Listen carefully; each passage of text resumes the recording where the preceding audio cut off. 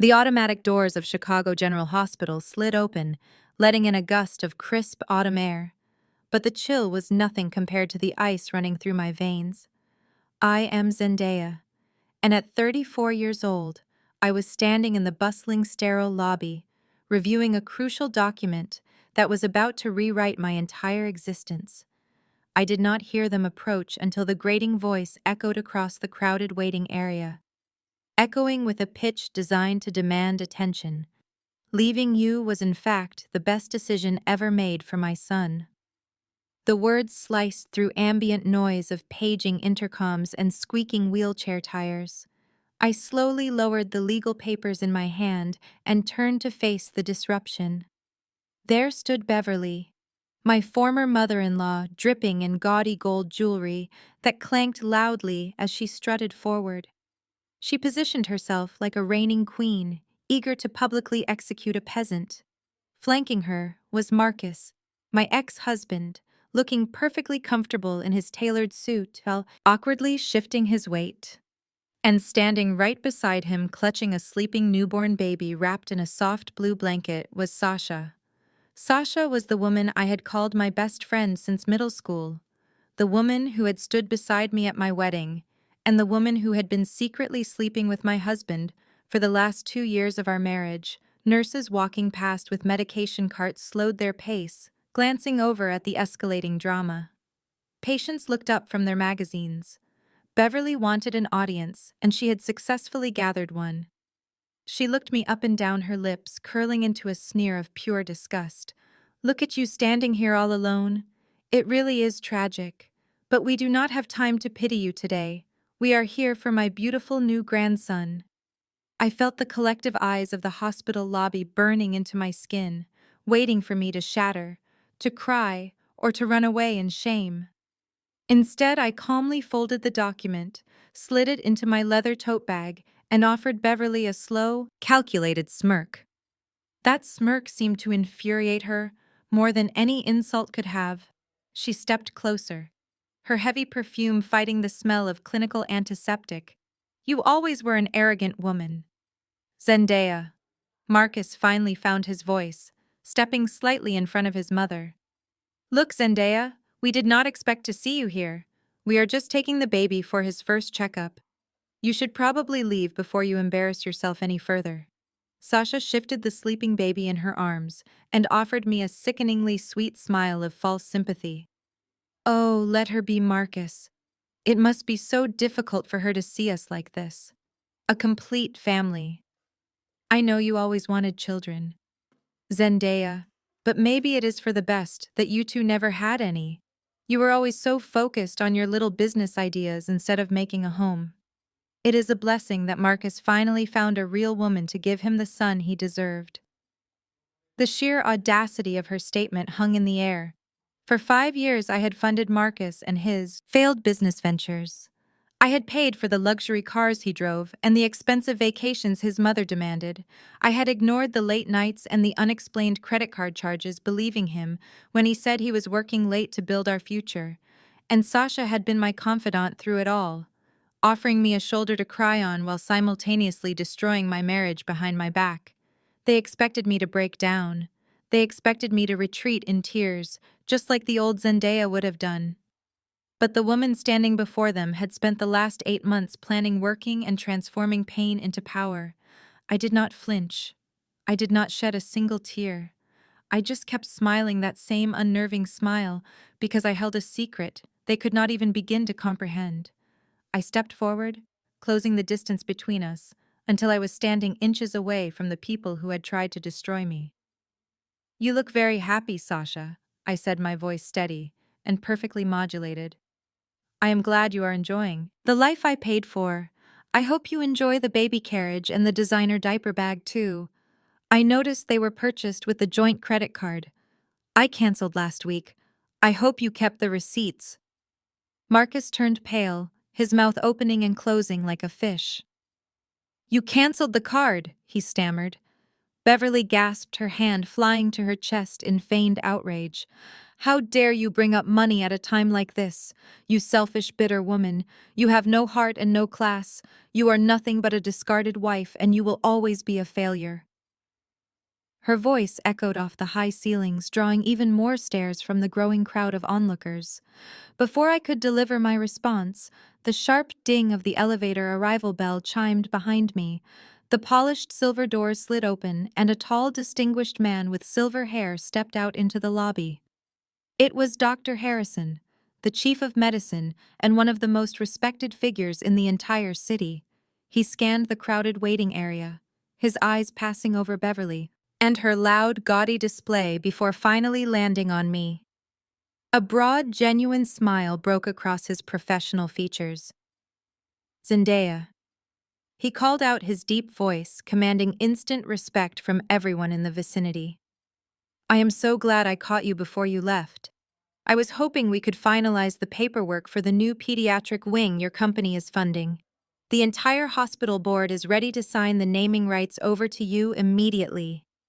The sudden silence that fell over Beverly, Marcus, and Sasha was the most beautiful sound I ever heard. Dr. Harrison approached with a warm and familiar smile, completely oblivious to the toxic wasteland he had just stepped into. He extended his hand, grasping mine firmly. "Zendaya, it is an absolute pleasure to see you again," he boomed, his voice carrying down the hallway. "I wanted to personally thank you for the final transfer. Your $3 million donation officially cleared this morning. The board is thrilled. We are moving forward with naming the new facility the Zendaya Hayes Pediatric Wing, just as you requested." I watched the color completely drain from Beverly's face. Her heavily powdered cheeks turned a sickly shade of gray, and her mouth opened and closed silently. Sasha clutched the baby tighter, her eyes darting between me and the chief of medicine, as if waiting for a punchline that was never going to come. Marcus actually took a physical step back, nearly bumping into a passing medication cart. $3 million! Beverly finally choked out the words, stumbling over her tongue. "That is impossible. She works at some failing startup. She does not have that kind of money. You must have her confused with someone else, doctor." Dr. Harrison turned his attention to Beverly, his professional demeanor hardening just a fraction. "I assure you, madam, I know exactly who I am speaking to. Zendaya is the founder and chief executive officer of one of the most successful healthcare software firms in the state. She just sold a minority stake in her company for a staggering sum. We are incredibly grateful she chose to share her success with our hospital." Beverly shook her head rapidly, her gaudy gold earrings slapping against her neck. "No, no, that cannot be right. She is just a bitter ex-wife. She is trying to ruin my son's special day. She knew we were bringing my new grandson here, and she set this whole thing up just to look important." She glared at me, her eyes filled with a fresh wave of venom. "You think throwing money around changes anything, Zendaya? You are still barren. You still could not give my son a family. Sasha gave him a beautiful baby boy. That is worth more than any hospital wing." Dr. Harrison frowned, his gaze shifting from Beverly to Marcus, and then settling on Sasha and the sleeping newborn. He adjusted his glasses, looking genuinely perplexed. "Marcus," he said, his tone shifting from professional courtesy to pure medical confusion. "I did not realize you were adopting. Congratulations." Marcus puffed out his chest, his fragile ego desperate to reclaim the narrative. "We did not adopt, doctor. This is my biological son. My blood and flesh, the heir to our family name." The silence that followed was heavy and thick. Dr. Harrison looked at Marcus as if the man had just sprouted a second head. He blinked once, then twice. He looked at Sasha, who was suddenly avoiding eye contact with everyone. "Marcus," Dr. Harrison said slowly, choosing his words with surgical precision, "that is biologically impossible." Beverly let out a sharp laugh, slapping her hand against Marcus's shoulder. "What are you talking about, doctor? Look at him. He has the Hayes family nose. He is a perfect miracle." "I am not talking about miracles, I am talking about medical science," Dr. Harrison replied, his voice echoing clearly in the quiet corridor. "Marcus, I was your attending physician 10 years ago when you were admitted to this very hospital with a severe case of untreated mumps. Do you not remember the complications from that infection?" Marcus swallowed hard, a bead of sweat forming on his forehead. I remember being sick, yes. But I got better. I recovered. You recovered from the acute illness? Yes. Dr. Harrison continued his tone, remaining clinical and detached. But we had a very long and very detailed conversation about the long-term effects of the resulting orchitis. The infection caused irreversible damage to your reproductive system. Marcus, you have been completely and entirely sterile since you were 18 years old. Your sperm count was 0 then, and the damage was permanent. You cannot father a child. The hospital corridor went completely dead silent. The ambient noise of the building seemed to vanish completely, sucked into the vacuum of Dr. Harrison's revelation. I watched the scene unfold with absolute crystal clarity. This was the weapon I had held onto for 5 years of my marriage. I had known about his condition from our very first year together. When we struggled to conceive, I had found his old medical records tucked away in a locked drawer. I had kept his secret, protecting his pride, enduring Beverly's constant verbal abuse about my supposed inability to have children. I took the blame to save his fragile ego. I paid for expensive fertility treatments, knowing they would fail, just to keep up his charade. And he rewarded my absolute loyalty by sleeping with my best friend. Beverly let out a strangled gasp, leaning heavily against the wall for support. That is a lie, she shrieked, her voice cracking wildly. You are lying. You are conspiring with Zendaya to ruin my family. My son is a virile man. This is his baby. Sasha was trembling now. The soft blue blanket in her arms was shaking as she rocked back and forth. Marcus turned to her, his eyes wide with a sudden terrifying realization. Sasha. He whispered, his voice barely audible. Sasha. Tell them they are wrong. Tell my mother this is my son. Sasha squeezed her eyes shut, refusing to look at him. She took a step back toward the elevator, her silence speaking volumes.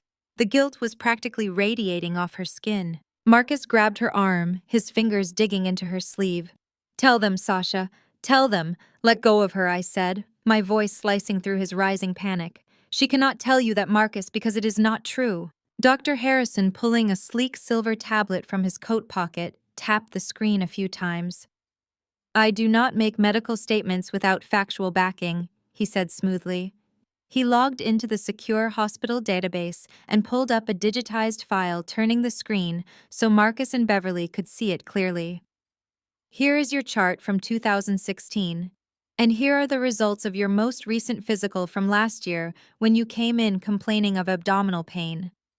We ran a full panel then, just to be thorough. The diagnosis remains unchanged. Complete azoospermia, absolute sterility, LUT. Beverly stared at the glowing screen of the tablet. Her mouth hung open. She looked from the medical file to her son and then slowly turned her head to look at Sasha.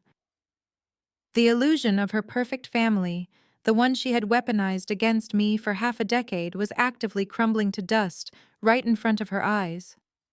The golden son she worshipped was entirely sterile. The best friend she had welcomed with open arms was a chronic liar. The miracle grandson she was parading around the hospital belonged to another man entirely. Everything she had bragged about was a total fabrication built on a foundation of absolute deceit. Marcus stumbled backward, dropping his hand from Sasha's arm.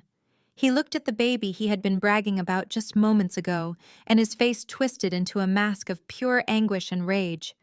Who, he demanded, his voice dropping to a dangerous guttural growl.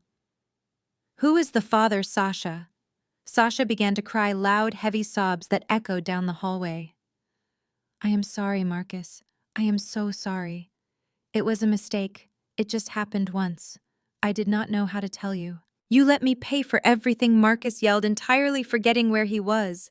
You let my mother buy out the entire nursery section of the department store.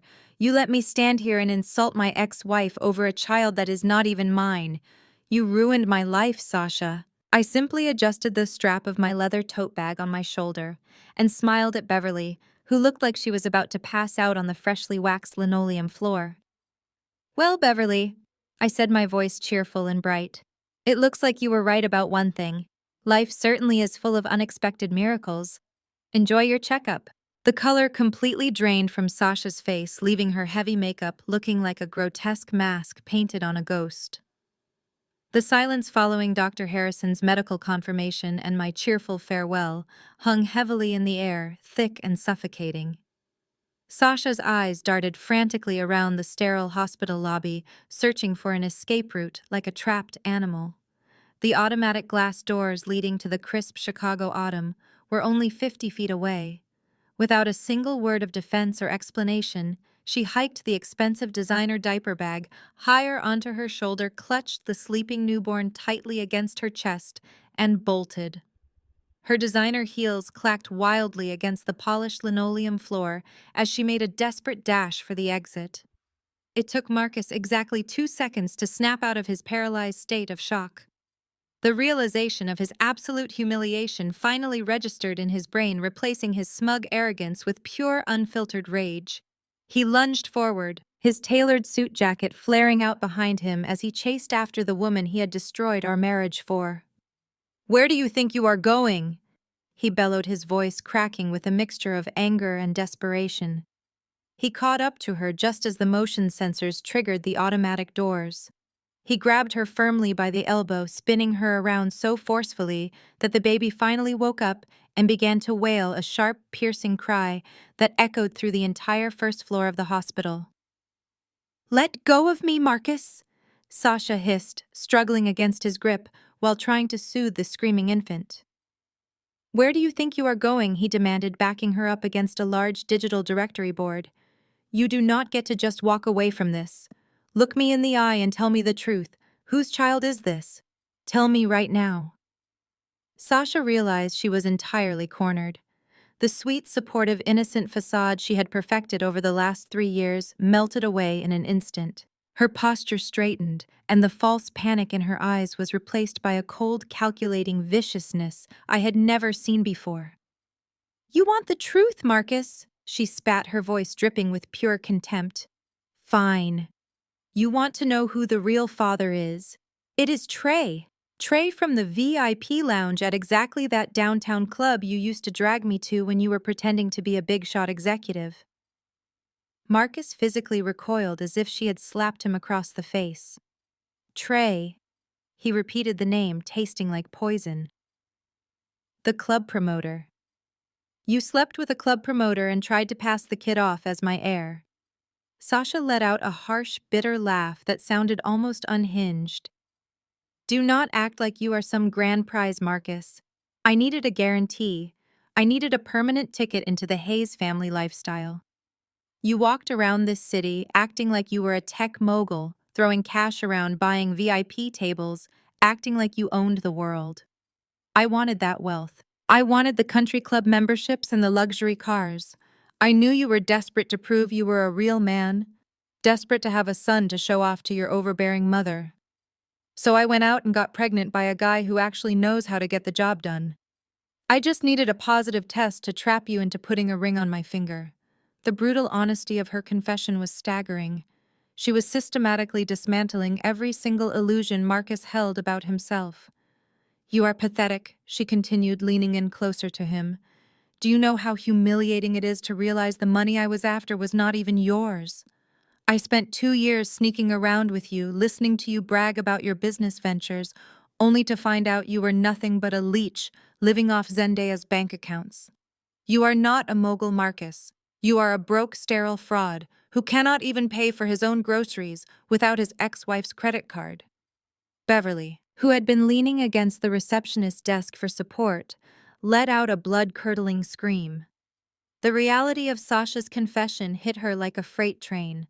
Her perfect, purebred grandson, the child she had just been parading around the hospital to shame me, was the product of a nightclub promoter and a calculating gold digger.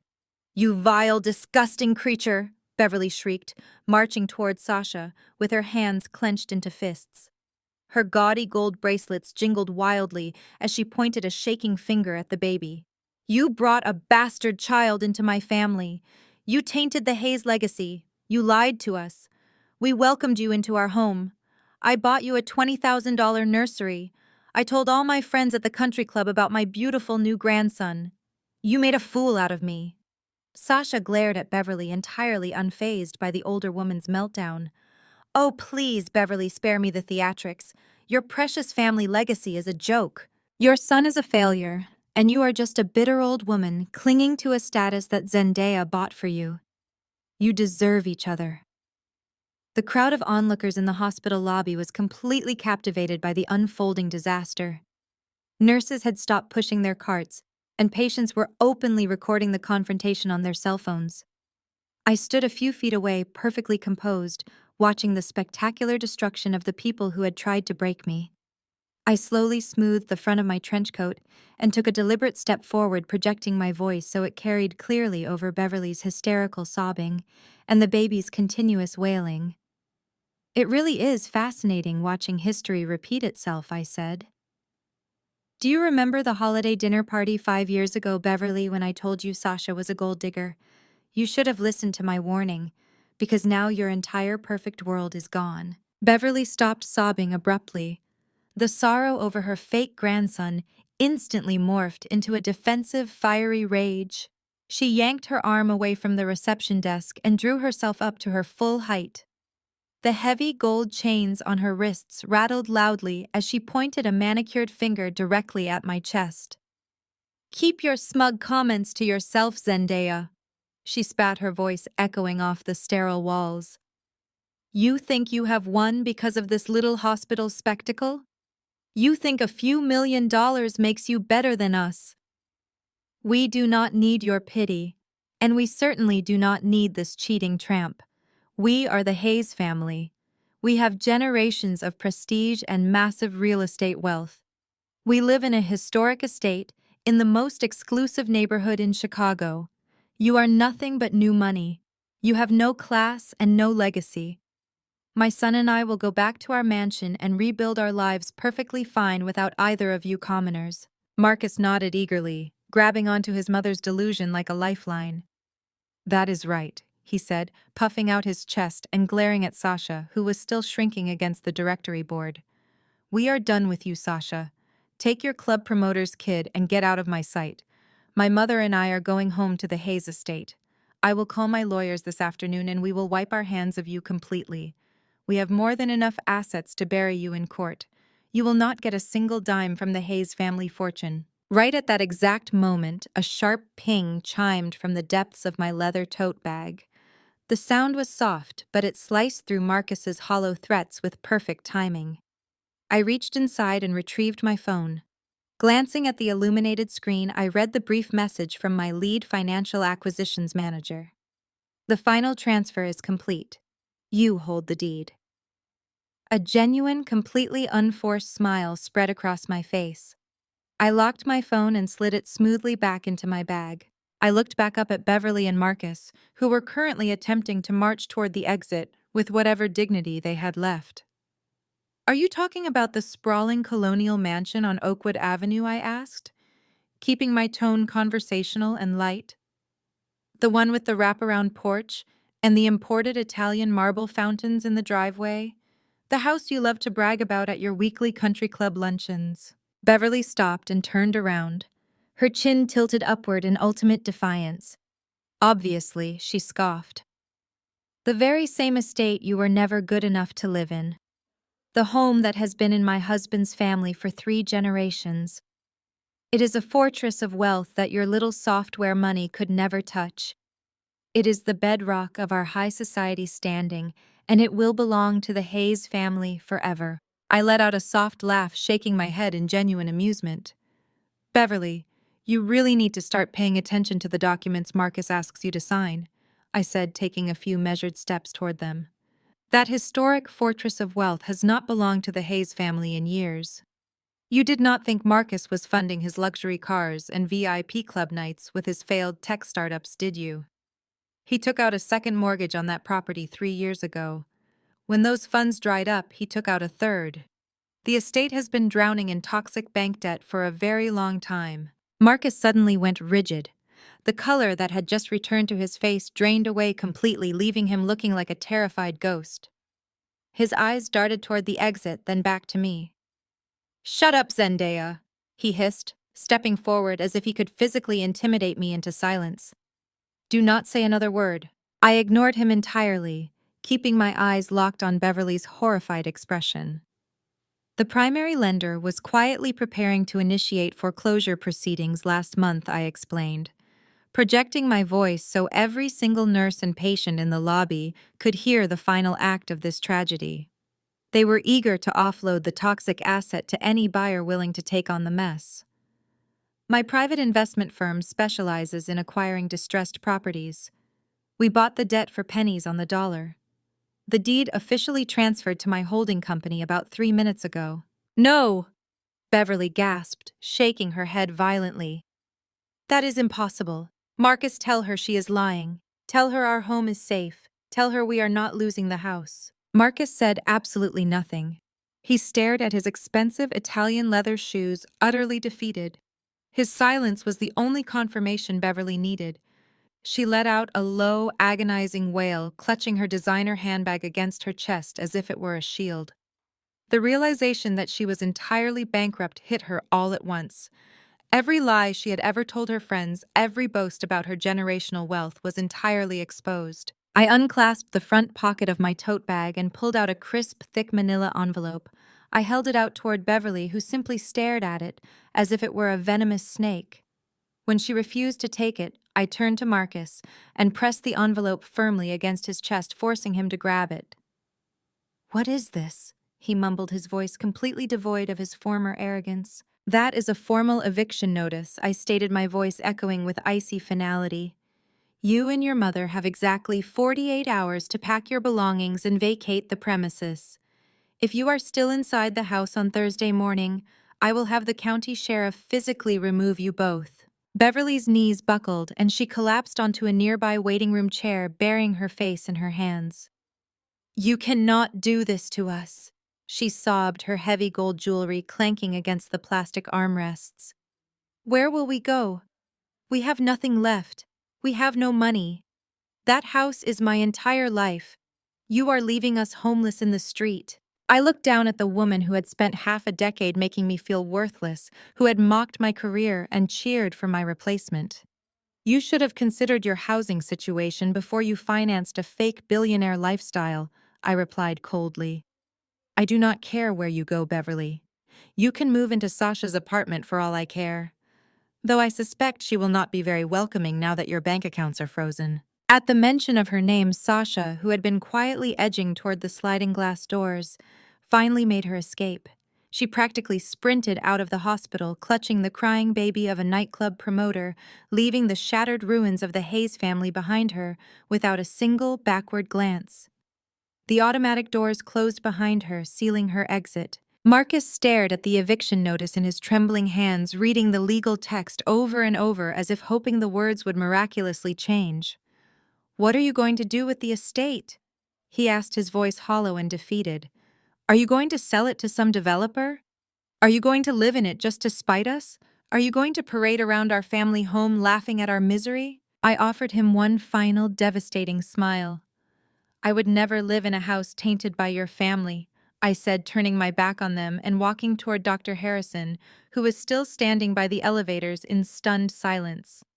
"I am bulldozing the entire property on Friday morning. I am clearing the lot to build a free community center for underprivileged youth. Have a wonderful afternoon, Marcus." The massive iron gates of the Hayes family estate loomed ahead, casting long dark shadows across the manicured driveway. Beverly paced furiously across the imported Italian marble floors of her grand foyer, her heavy gold jewelry clanking with every frantic step. The hospital disaster was still fresh, and the reality of the eviction notice was burning a hole on the mahogany dining table. She had immediately summoned an emergency family gathering, desperately scrambling to find a way to maintain her crumbling illusion of generational wealth. Marcus sat slumped on the expensive velvet sofa, staring blankly at the floor, still reeling from the revelation of Sasha leaving him and the fact that he was entirely sterile. He looked like a deflated balloon, completely stripped of the arrogant swagger he had carried for years. The heavy oak front door swung open, and Chloe stormed into the foyer. His younger sister possessed the exact same sense of unearned entitlement as their mother.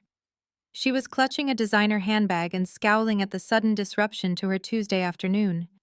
Close behind her walked her husband Liam. Liam was a stark contrast to the Hayes family chaos. As a highly successful forensic accountant, he was a man of logic, numbers, and undeniable facts. He wore a sharp gray suit and carried a thick leather briefcase, his expression completely unreadable as he observed his panicked mother-in-law. Beverly rushed forward and grabbed Liam by the arm, her manicured fingers digging into his suit jacket. "Thank goodness you are here, Liam," she cried out, her voice shrill and desperate. "You have to help us.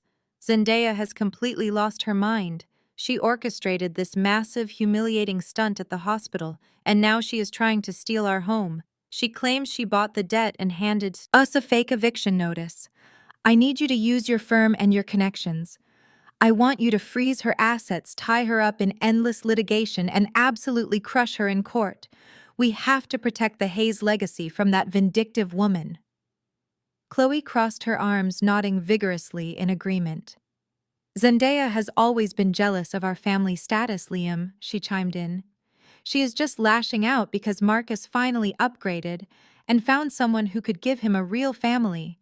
You need to destroy her financially so she learns her place." Liam did not immediately respond. He gently but firmly detached Beverly entirely from his arm and walked over to the grand mahogany dining table.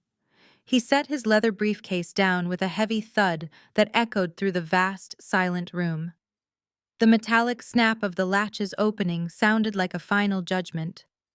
He reached inside and pulled out a massive stack of financial documents bound tightly with thick rubber bands. Beverly watched him with greedy anticipation, expecting a master plan to ruin me.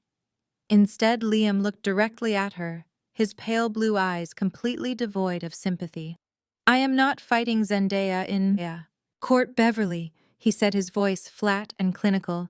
Beverly gasped, clutching her chest as if she had been physically struck. "What do you mean you are not fighting her? You are family, Liam. You are obligated to protect us.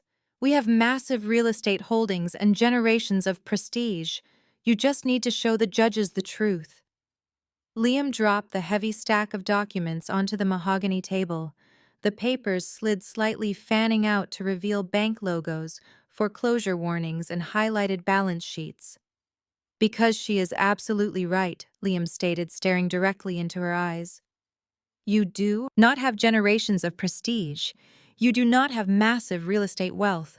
You are completely and entirely bankrupt." The word hung in the air, suffocating the room. Chloe let out a nervous laugh, shaking her head. "Liam, stop joking around," she said, her voice trembling. "We are the Hayes family. My father left us a fortune. Your father left you a modest savings account and a paid-off house 10 years ago."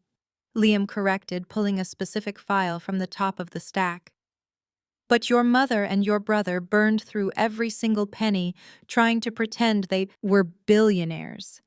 He turned his attention to Marcus, who was shrinking further into the velvet sofa. "Did you really think you could hide this forever, Marcus? Did you think I would not notice the massive irregularities when you asked me for a quick loan last month?" Liam picked up a bank statement and held it up for Beverly and Chloe to see. Marcus has not had a successful business venture in 5 years. Every startup he launched was a front to siphon money into his own personal checking account to fund his nightclub habits and his mistresses. When that money dried up, he started taking out loans against this house. First a second mortgage, then a third. He forged signatures, he lied on application forms, and he completely drained the equity of this entire estate. Beverly felt totally weak, and she collapsed into a dining chair, her face buried in her hands. "No, no, this cannot be happening," she moaned, her voice muffled. "Zendaya is lying. She manipulated the numbers." "Zendaya did not manipulate anything." Liam fired back, his professional patience fully exhausted. "Zendaya was the only reason you were not living on the street 3 years ago. Her tech company money funded your country club memberships, your luxury vacations, and his fake executive lifestyle." When she filed for divorce and cut off the cash flow, Marcus panicked. He defaulted on every single loan. The bank was legally preparing to seize this property and auction it off to the highest bidder next week. Chloe stared at her brother in absolute horror. "You stole our family home," she whispered. "You spent our entire inheritance on VIP tables and cheap women." Marcus finally looked up, his face twisted into a pathetic sneer. "You both deserve this ruin," Liam stated, closing his briefcase tightly. The metallic click of the briefcase latches echoed like a gunshot in the cavernous dining room. Chloe stood frozen, her eyes darting between her husband's impassive face and the mountain of bank statements scattered across the mahogany table. Her breathing grew shallow and rapid as she reached out with trembling fingers to pick up the top document. It was a thick-bound ledger detailing Marcus's supposed technology startup, the very same company Beverly had constantly bragged about to her country club friends for the last 4 years. Liam did not even wait for Chloe to read the numbers before delivering the next heavy blow. "Your brother is not just a failed businessman, Chloe. He is a criminal. That brilliant software company he claimed was revolutionizing the medical industry was nothing but a textbook Ponzi scheme. He was actively defrauding new investors to pay off the old ones, all while skimming millions off the top to lease luxury sports cars, buy designer watches, and maintain the pathetic illusion of success." Marcus shot up from the velvet sofa, his face turning a dangerous shade of crimson. "You shut your mouth, Liam. You have no idea how venture capital works.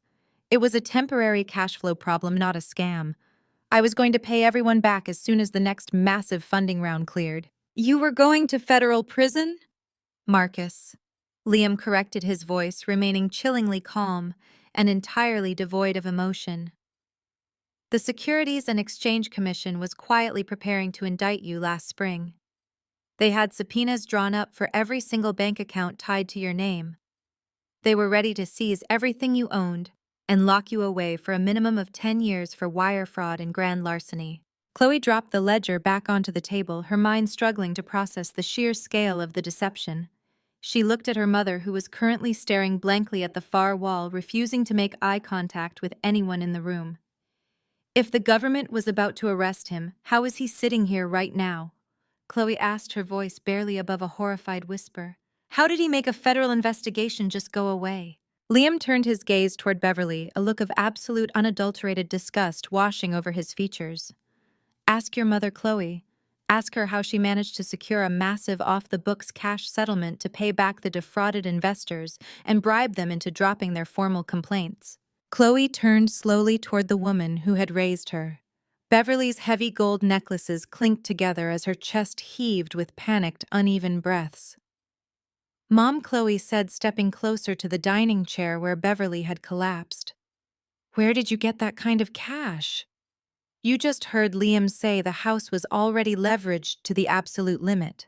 Where did the money come from to pay off a multi-million-dollar federal fraud case?" Beverly squeezed her eyes shut tightly, pressing her manicured hands against her temples as if trying to block out the interrogation. "It was a severe family emergency, Chloe. You do not understand the incredible pressure I was under. I had to protect our legacy at all costs. I could not let my only son go to jail like a common criminal. It would have ruined our reputation completely." "Where did you get the money?" Mom Chloe demanded again, her voice rising to a frantic, desperate shout. Liam did not wait for Beverly to formulate another web of lies.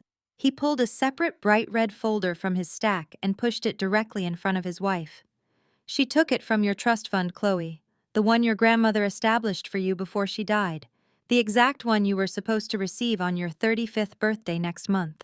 The air vanished from the room. Chloe stared at the red folder as if it were a live bomb waiting to detonate.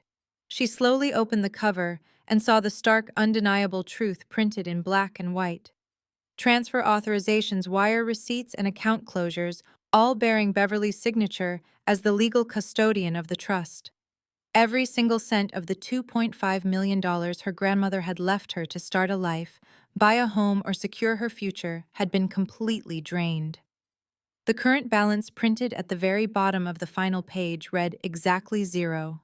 "You stole from me," Chloe gasped, stumbling backward as if she had been physically shoved in the chest. "You emptied my entire inheritance to cover up his pathetic crimes. Beverly immediately sprang out of her chair, her defensive instincts kicking in as she tried to frantically spin the narrative in her favor. "I did not steal anything, Chloe," she insisted, taking a step toward her daughter with her arms outstretched in a placating gesture. "It was a temporary loan. I was absolutely going to pay you back before your birthday." Marcus was on the verge of a massive tech breakthrough. "He promised me he would double the money and replenish your account before you even knew it was gone." "He is sterile and bankrupt!" Chloe screamed, the realization of the absolute betrayal tearing through her vocal cords. "He is a total fraud who got a gold digger pregnant just to trap her into a fake billionaire lifestyle. He was never going to pay me back, and you knew it. You sacrificed my entire future to protect a liar." Chloe lunged forward, her hands curling into tight fists as she closed the distance between herself and her mother. Beverly shrieked and scrambled backward, stumbling over the thick edge of the expensive Persian rug. Marcus finally moved, intercepting his sister and shoving her back hard by her shoulders. "Back off, Chloe," he yelled, stepping between them to shield Beverly from the assault. "Mom did what she had to do to protect this family. You have a rich husband who pays for everything anyway. You did not even need that trust fund money right now. I was facing actual prison time." The sheer audacity of his statement caused something inside Chloe to completely snap. She swung wildly, slapping Marcus across the face with a loud crack that echoed sharply against the mahogany walls. "You selfish, pathetic excuse for a man!" She sobbed, tears of pure rage streaming down her face as Marcus grabbed his stinging cheek in shock. "You have drained this family dry for your entire life, and Mom let you do it. You both deserve to end up homeless on the street. You deserve exactly what Zendaya is doing to you." Beverly quickly tried to grab control of the situation, reverting to the toxic gaslighting she had weaponized against everyone in her life for decades. "Chloe, you are being completely hysterical right now," she commanded, adopting her most authoritative tone. "You are letting your wild emotions cloud your judgment. You need to calm down and listen to reason immediately. I am your mother, and I made a difficult executive decision for the greater good of the Hayes legacy. When we get this ridiculous eviction mess sorted out, and Marcus launches his new company, we will reimburse you with interest. You are blowing a simple financial transaction entirely out of proportion." Liam stepped smoothly between his crying wife and her unhinged mother, cutting off Beverly's aggressive advance. "There will be no new company, Beverly," he stated, his voice carrying the immovable weight of hard data. "I have already contacted the Forensic Auditing Department at the Internal Revenue Service. I submitted a highly comprehensive portfolio detailing Marcus's Ponzi scheme, your unauthorized trust fund withdrawals, and the fraudulent loan applications you both submitted to secure those secondary mortgages on this house. The federal authorities have absolutely everything." Beverly and Marcus froze, their defensive posturing collapsing instantly. The reality of their total isolation hit them simultaneously. They were not just facing an eviction from Zendaya anymore. They were facing total financial ruin and severe criminal prosecution. "You turned us in," Marcus whispered, his eyes wide with genuine terror. "You sold out your own family to the feds. You stopped being my family the moment you stole my wife's future to fund your delusions," Liam replied coldly, turning his back on them to gather his documents. "Come on, Chloe. We are leaving right now. There is absolutely nothing left to save here." Before Liam could even snap, the latches of his briefcase completely shut. The heavy mahogany front doors of the estate violently burst open. The sudden crash of solid wood striking the drywall echoed like a gunshot through the vaulted foyer. Liam and Chloe froze in their tracks. Beverly let out a startled shriek, and Marcus scrambled backward over the velvet sofa, standing in the doorway, breathing heavily and completely ignoring the torrential downpour outside, was Sasha. Her designer trench coat was soaked, and her perfectly styled hair hung in wet, chaotic strands around her pale face. Strapped securely to her chest in an expensive ergonomic carrier was the wailing infant. Sasha did not look like the timid, cornered animal she had been at the hospital. She looked feral. She looked like a woman who had just realized her golden ticket was counterfeit and was ready to burn the entire factory to the ground. She marched directly into the center of the foyer, her muddy heels staining the priceless Persian rug. Marcus raised his hands defensively, stammering out a pathetic plea for her to leave. Sasha ignored him entirely. Her cold, calculating eyes locked directly onto Beverly. "You think I am just going to walk away quietly, Beverly?" Sasha sneered, her voice cutting through the baby's continuous crying. "You think you can just discard me after I wasted 2 years of my life playing the perfect little supportive girlfriend to your pathetic sterile son?" I heard everything Liam just said. I was standing on the front porch. "I know you are completely broke. I know Marcus is facing federal prison. But I also know that rats like you always have a secret stash hidden away. I want it. I want the offshore accounts, the safety deposit boxes, the loose diamonds, whatever you have left." Beverly looked utterly bewildered by the sheer audacity of the demand. "You are out of your mind, you little tramp!" Beverly spat, her face contorting with disgust. "We have nothing. The federal government is seizing our assets, and Zendaya is bulldozing this house. Get out before I call the police." Sasha let out a sharp, humorless laugh that bordered on manic. "Call the police, Beverly, I dare you. Let us see how quickly they arrive when I tell them I have a flash drive containing every single email Marcus ever sent regarding his fraudulent investors. Let us see how the authorities react when I hand over the audio recordings I took of you explicitly discussing how you drained Chloe's trust fund to pay off the first wave of angry creditors." Chloe gasped loudly, clutching Liam's arm. "You recorded my mother confessing to stealing my inheritance?" Chloe asked, her voice shaking with fresh devastation. Sasha did not even glance at Chloe. She kept her predatory gaze fixed entirely on Beverly. "I recorded everything," Sasha confessed proudly. "I knew Marcus was a sloppy idiot from day one. I needed an insurance policy. So here's the deal, Beverly. You are going to go up to your hidden wall safe in the master bedroom, and you are going to empty it into my bag. If you refuse, I am not just going to the police. I am going to Pastor Higgins at the First Presbyterian Church. I am going to the steering committee of the Oakwood Country Club. I will email the audio files to every single woman in your weekly bridge circle. By tomorrow morning, the entire high society of Chicago will know that Beverly Hayes is a broke, thieving fraud who stole from her own daughter to protect a Ponzi scheme." The threat of total public humiliation was the absolute breaking point for Beverly.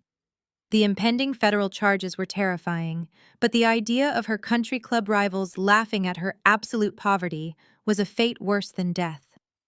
The last shred of Beverly's carefully maintained aristocratic sanity snapped entirely. She let out a blood-curdling scream of pure primal rage. "You miserable, scheming little parasite!" Beverly shrieked, lunging forward with terrifying speed.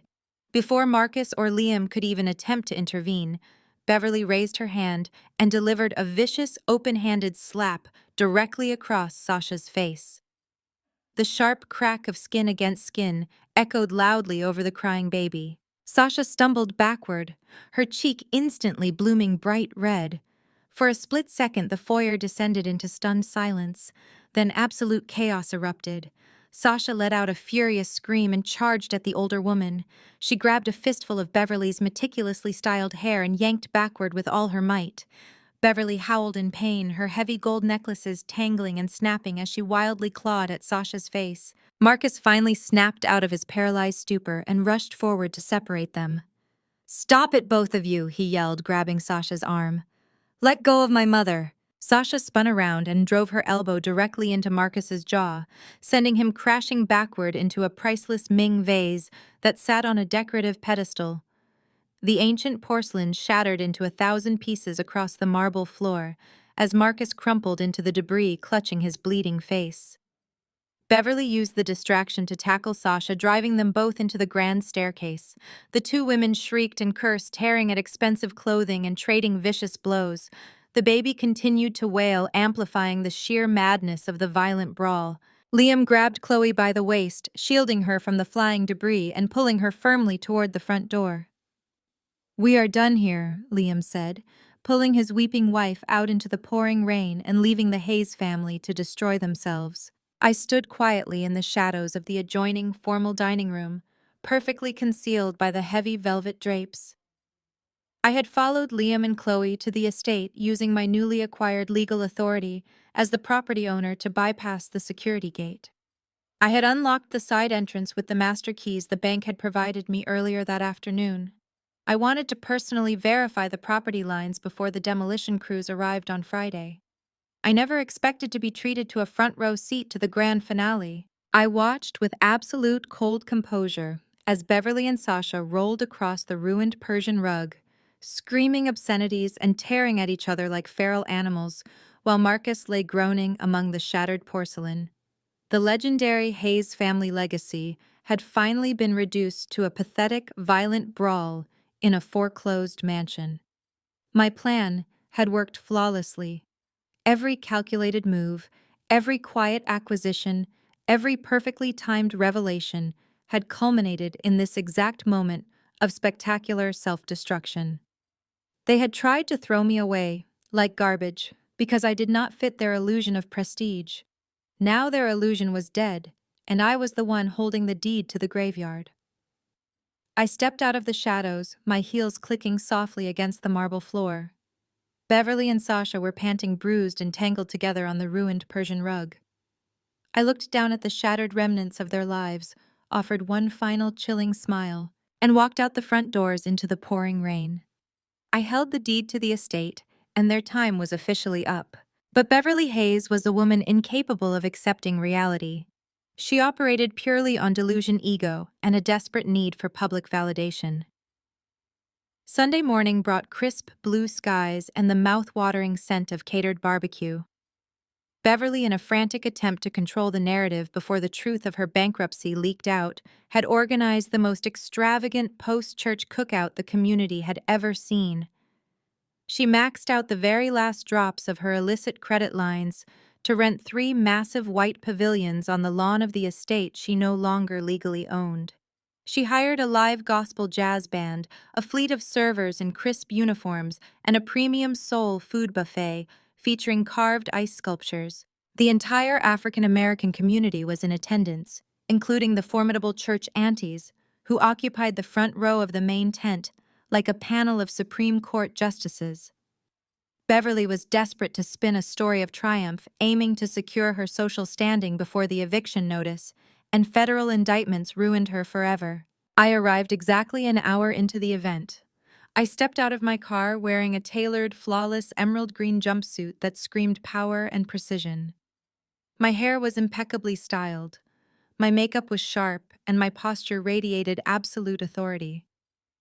I strolled through the wrought iron gates without an invitation, and my presence instantly dropped the temperature of the entire garden party. The lively music seemed to falter. The boisterous chatter abruptly ceased. The clinking of sweet tea glasses stopped mid-air. The formidable aunties, resplendent in their wide-brimmed hats and matching Sunday suits, simultaneously turned their heads. They narrowed their sharp eyes, sensing the incoming drama with expert intuition. Beverly spotted me from the center pavilion. Her face contorted, turning an ugly mottled shade of plum. Marcus, sporting a massive purple bruise on his jaw from Sasha's elbow, cowered behind a towering floral arrangement. He refused to even look in my direction, terrified of another confrontation. Beverly, however, charged forward. She marched onto the small wooden stage, snatched the microphone directly out of the lead singer's hand, and tapped it aggressively. A sharp screech of feedback blasted across the lawn, forcing every single guest to turn their attention to her. "Excuse me, everyone," Beverly announced, her voice dripping with venomous artificial sweetness. "It seems we have an uninvited guest crashing our blessed Sunday fellowship. Look closely, church family. This is exactly what toxic bitterness looks like." She pointed a shaking, manicured finger directly at my face. "We gather here today to celebrate family values, unwavering faith, and the enduring legacy of the Hayes household. We believe in grace and unity. But some people, like my son's toxic ex-wife, are so consumed by jealousy, they try to tear down righteous families. She simply cannot stand to see us blessed and highly favored by the Lord." Beverly paced the stage, working the crowd like a desperate politician. "She brings dark, negative energy to a place of worship and joy. We welcomed her into this prestigious family with open arms, and she repaid our kindness with pure spite. She is a broken, vindictive woman who could not keep her own marriage together, and now she stalks our happiness like a desperate shadow." Let us all bow our heads and pray for her deeply troubled soul. A heavy, suffocating tension blanketed the massive white tent. Some of the older church members murmured in quiet agreement, shaking their heads sadly. The aunties exchanged knowing, critical glances, whispering behind their paper fans, and judging me exactly as Beverly intended. Beverly stood tall on the stage, breathing heavily, looking down at me with a triumphant, malicious gleam in her eyes. She truly believed she had won. She believed her public shaming would force me to retreat in tears. I did not flinch. I did not break eye contact. I slowly walked straight up the center aisle of the pavilion. The crowd parted for me immediately, stepping aside as if I were royalty. I stopped directly in front of the stage, folding my arms across my chest and projecting pure, unbothered confidence. "Are we preaching about family values today, Beverly?" I asked, my voice carrying clearly across the silent lawn without the need for a microphone. Because I think this congregation would absolutely love to hear a sermon about the specific values you practice behind closed doors. Beverly gripped the microphone stand, her knuckles turning bone white. "You have no right to speak here, Zendaya. You are trespassing. Security will remove you." "I have every legal right to be here," I replied, taking a step closer to the stage. "Considering you are hosting this fraudulent little circus on my private property. But before I have the caterers pack up their equipment and leave, let us talk about those righteous Hayes family values you just mentioned. Do those values include draining your own daughter's trust fund to pay off angry investors to keep your son out of federal prison?" Because Chloe was certainly crying about those exact values yesterday afternoon. A collective gasp rippled through the crowd. The aunties stopped fanning themselves completely, leaning forward in their seats with wide eyes. "Do those upstanding Christian values include your son running a multi-million-dollar Ponzi scheme to fund his nightclub addictions and his mistresses?" I continued, my voice ringing with absolute authority, cutting through Beverly's panicked silence.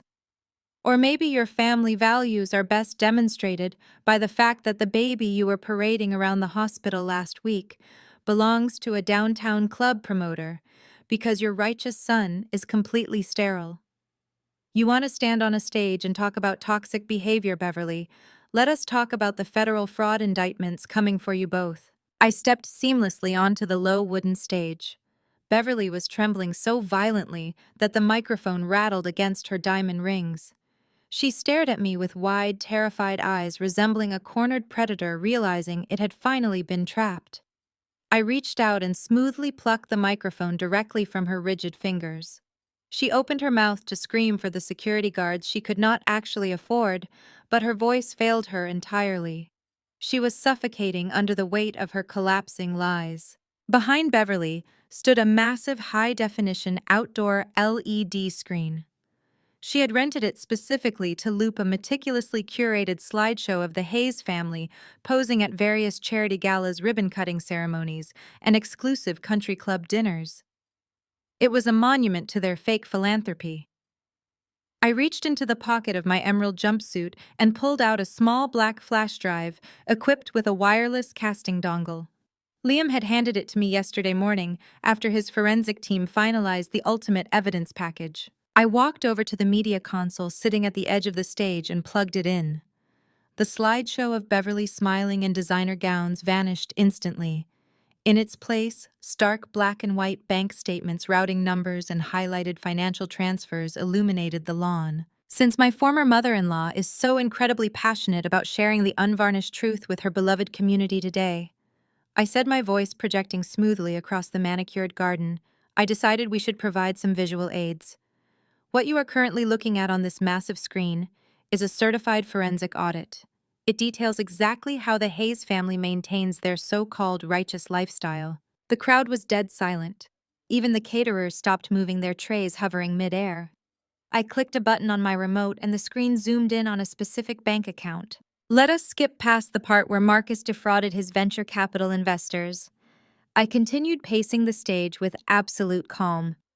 Let us skip past the part where Beverly emptied her own daughter's trust fund, leaving Chloe with absolutely nothing. Let us focus on something that affects the people sitting in the front row today.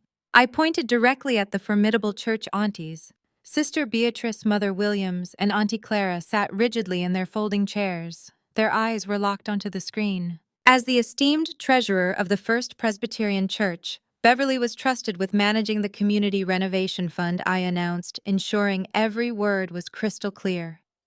I know many of you baked pies, organized car washes, and donated portions of your fixed incomes to fix the leaking church roof. You raised exactly $50,000 through pure faith and hard work. I clicked the remote again. A highlighted bank transfer appeared on the screen. It showed the exact amount of $50,000 moving from the First Presbyterian Church account into a corporate shell account named Hayes Tech Solutions. Beverly let out a strangled gasp and lunged toward the media console, frantically trying to rip the cables out of the soundboard. Lies, she shrieked, her perfectly styled hair coming undone as she wrestled with the heavy cords. This is a fabricated attack. This is digital manipulation. Do not look at that screen. I sidestepped her frantic flailing and kept my voice perfectly level. Bank routing numbers do not lie, Beverly. The federal investigators currently holding subpoenas for your financial records certainly do not think they are fabricated. You took the church renovation money, and you funneled it directly into your son's failing business to cover up his gross incompetence. A loud collective gasp rippled through the sea of white tents. The murmurs of the crowd instantly transformed into a low, dangerous rumble. I clicked the remote one final time, displaying a secondary spreadsheet. And because Marcus possesses absolutely zero business acumen, he did not even use the stolen church money to pay his angry investors. He used it to lease a brand new Maserati. He used it to purchase VIP bottle service at downtown nightclubs. He used the widow's mites to buy expensive jewelry for his pregnant mistress. The reaction was immediate and explosive. The formidable aunties who had been judging me just minutes prior simultaneously stood up. These were women who fiercely protected their community. They were the backbone of the church, and they did not tolerate thieves masquerading as righteous leaders. Sister Beatrice pointed a trembling finger directly at Beverly. "You stole from the house of the Lord!" She shouted, her voice carrying the wrath of the entire congregation. "We trusted you with that money, Beverly. My grandbabies put their allowance into that collection plate." Mother Williams slammed her paper fan onto the table, causing the expensive crystal glasses to rattle. "Jezebel," she condemned loudly. "You stand up there preaching about family values while you pick the pockets of your own congregation to fund your son's wickedness. You are an absolute disgrace." Beverly scrambled backward on the stage, holding her hands up in a desperate, pleading gesture. "You have to understand," she begged, tears of genuine panic streaming down her face, ruining her expensive makeup. "It was a temporary internal loan. We were facing a cash flow issue. I was going to pay it back with interest as soon as Marcus secured his next round of funding. I was protecting our family name. You were protecting a criminal," shouted a deacon from the third row. The whispers among the guests had morphed into loud, undeniable condemnations. People were pulling out their phones, recording Beverly's humiliating breakdown. The illusion of the untouchable Hayes family was officially dead and buried. Marcus, realizing the mob was turning hostile, tried to quietly slip away from his hiding spot behind the floral arrangements. He was immediately blocked by three broad-shouldered men from the church choir. They stood shoulder to shoulder, crossing their arms and glaring down at the bruised, terrified man who had squandered their hard-earned money on sports cars and mistresses. "You are not going anywhere, son," one of the men growled. "The police need to hear about this." I stood at the edge of the stage, looking down at Beverly. She was on her knees, clutching the microphone stand, weeping hysterically as the very community she had tried to weaponize against me tore her to shreds. "You wanted a public spectacle, Beverly," I said, dropping the microphone onto the wooden stage with a dull thud. "You wanted everyone to know the truth. Well, now they do. Enjoy the barbecue." I turned my back on the screaming chaos and walked down the center aisle. The congregation parted for me again, but this time there were no judgmental whispers. There was only respect. I walked straight out of the wrought iron gates, leaving the ruins of the Hayes Empire burning brightly behind me. I barely had time to cross the paved threshold onto the main street when the deafening roar of a modified engine shattered the quiet suburban afternoon. A matte black Dodge Charger whipped around the corner, fishtailing wildly before slamming on the brakes. The tires screeched against the asphalt, leaving thick black skid marks directly in front of the estate gates. The vehicle blocked my path completely, but I did not step back. I stood perfectly still, watching the next wave of chaos unfold. The driver's side door flew open and a man stepped out. He was heavily tattooed, wearing a tight designer shirt and thick gold chains, but he looked frantic, unhinged, and deeply dangerous. This was not some random party crasher or an angry investor from Marcus's failed tech company. He marched past me without a second glance, shoving the heavy wrought iron gates wide open and storming directly onto the manicured lawn where the cookout was already descending into total anarchy. Sister Beatrice and Mother Williams had Beverly cornered by the buffet tables, demanding the immediate return of the church funds. Marcus was still being held back by the choir men, struggling pathetically in their grip. Sasha had quietly tried to slip away through the side garden, holding the baby carrier tightly against her chest to make a clean escape. But the aggressive man in the loud sports car spotted her instantly. "Sasha," he roared, his voice cut through the overlapping arguments like a chainsaw. He stomped across the grass, kicking over a tray of expensive appetizers that clattered loudly against the stone patio. "You thought you could run from me, you stealing little snake." Sasha froze, her face turning a ghastly shade of pale. She backed away toward the catering tents, pulling the baby carrier closer to her body. The entire congregation, including Beverly and Marcus, fell completely silent, pivoting to stare at the heavily tattooed man currently tearing apart the remaining shreds of the cookout. The man did not care about the audience. He pointed a finger directly at Sasha's trembling face. "Where is the duffel bag, Sasha? Where is the $250,000 you took from my floor safe before you skipped town with my kid to play house with these rich idiots?" Beverly let out a horrified gasp, clutching her chest. "Your kid?" Beverly stammered, looking rapidly between the tattooed man and the infant strapped to Sasha. "What are you talking about? That is my grandson. That is Marcus's child." The man laughed, a harsh, barking sound full of venom. "Lady, your son is shooting blanks. Sasha told me the whole plan months ago. She needed a temporary sugar daddy while the feds were breathing down my neck for my crypto scam. She told me she was going to trap some rich suburban loser so she had a safe house to hide out in.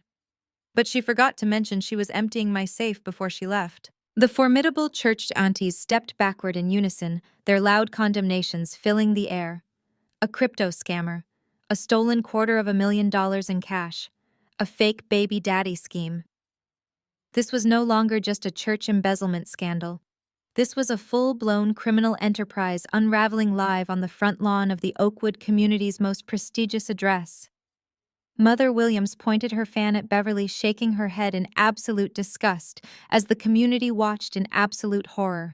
"Keep your voice down, Dante," Sasha hissed, looking around frantically at the dozens of cell phones currently recording the entire spectacle. "I needed that money to protect the baby. You are facing 20 years in federal prison for wire fraud. I had to secure our future."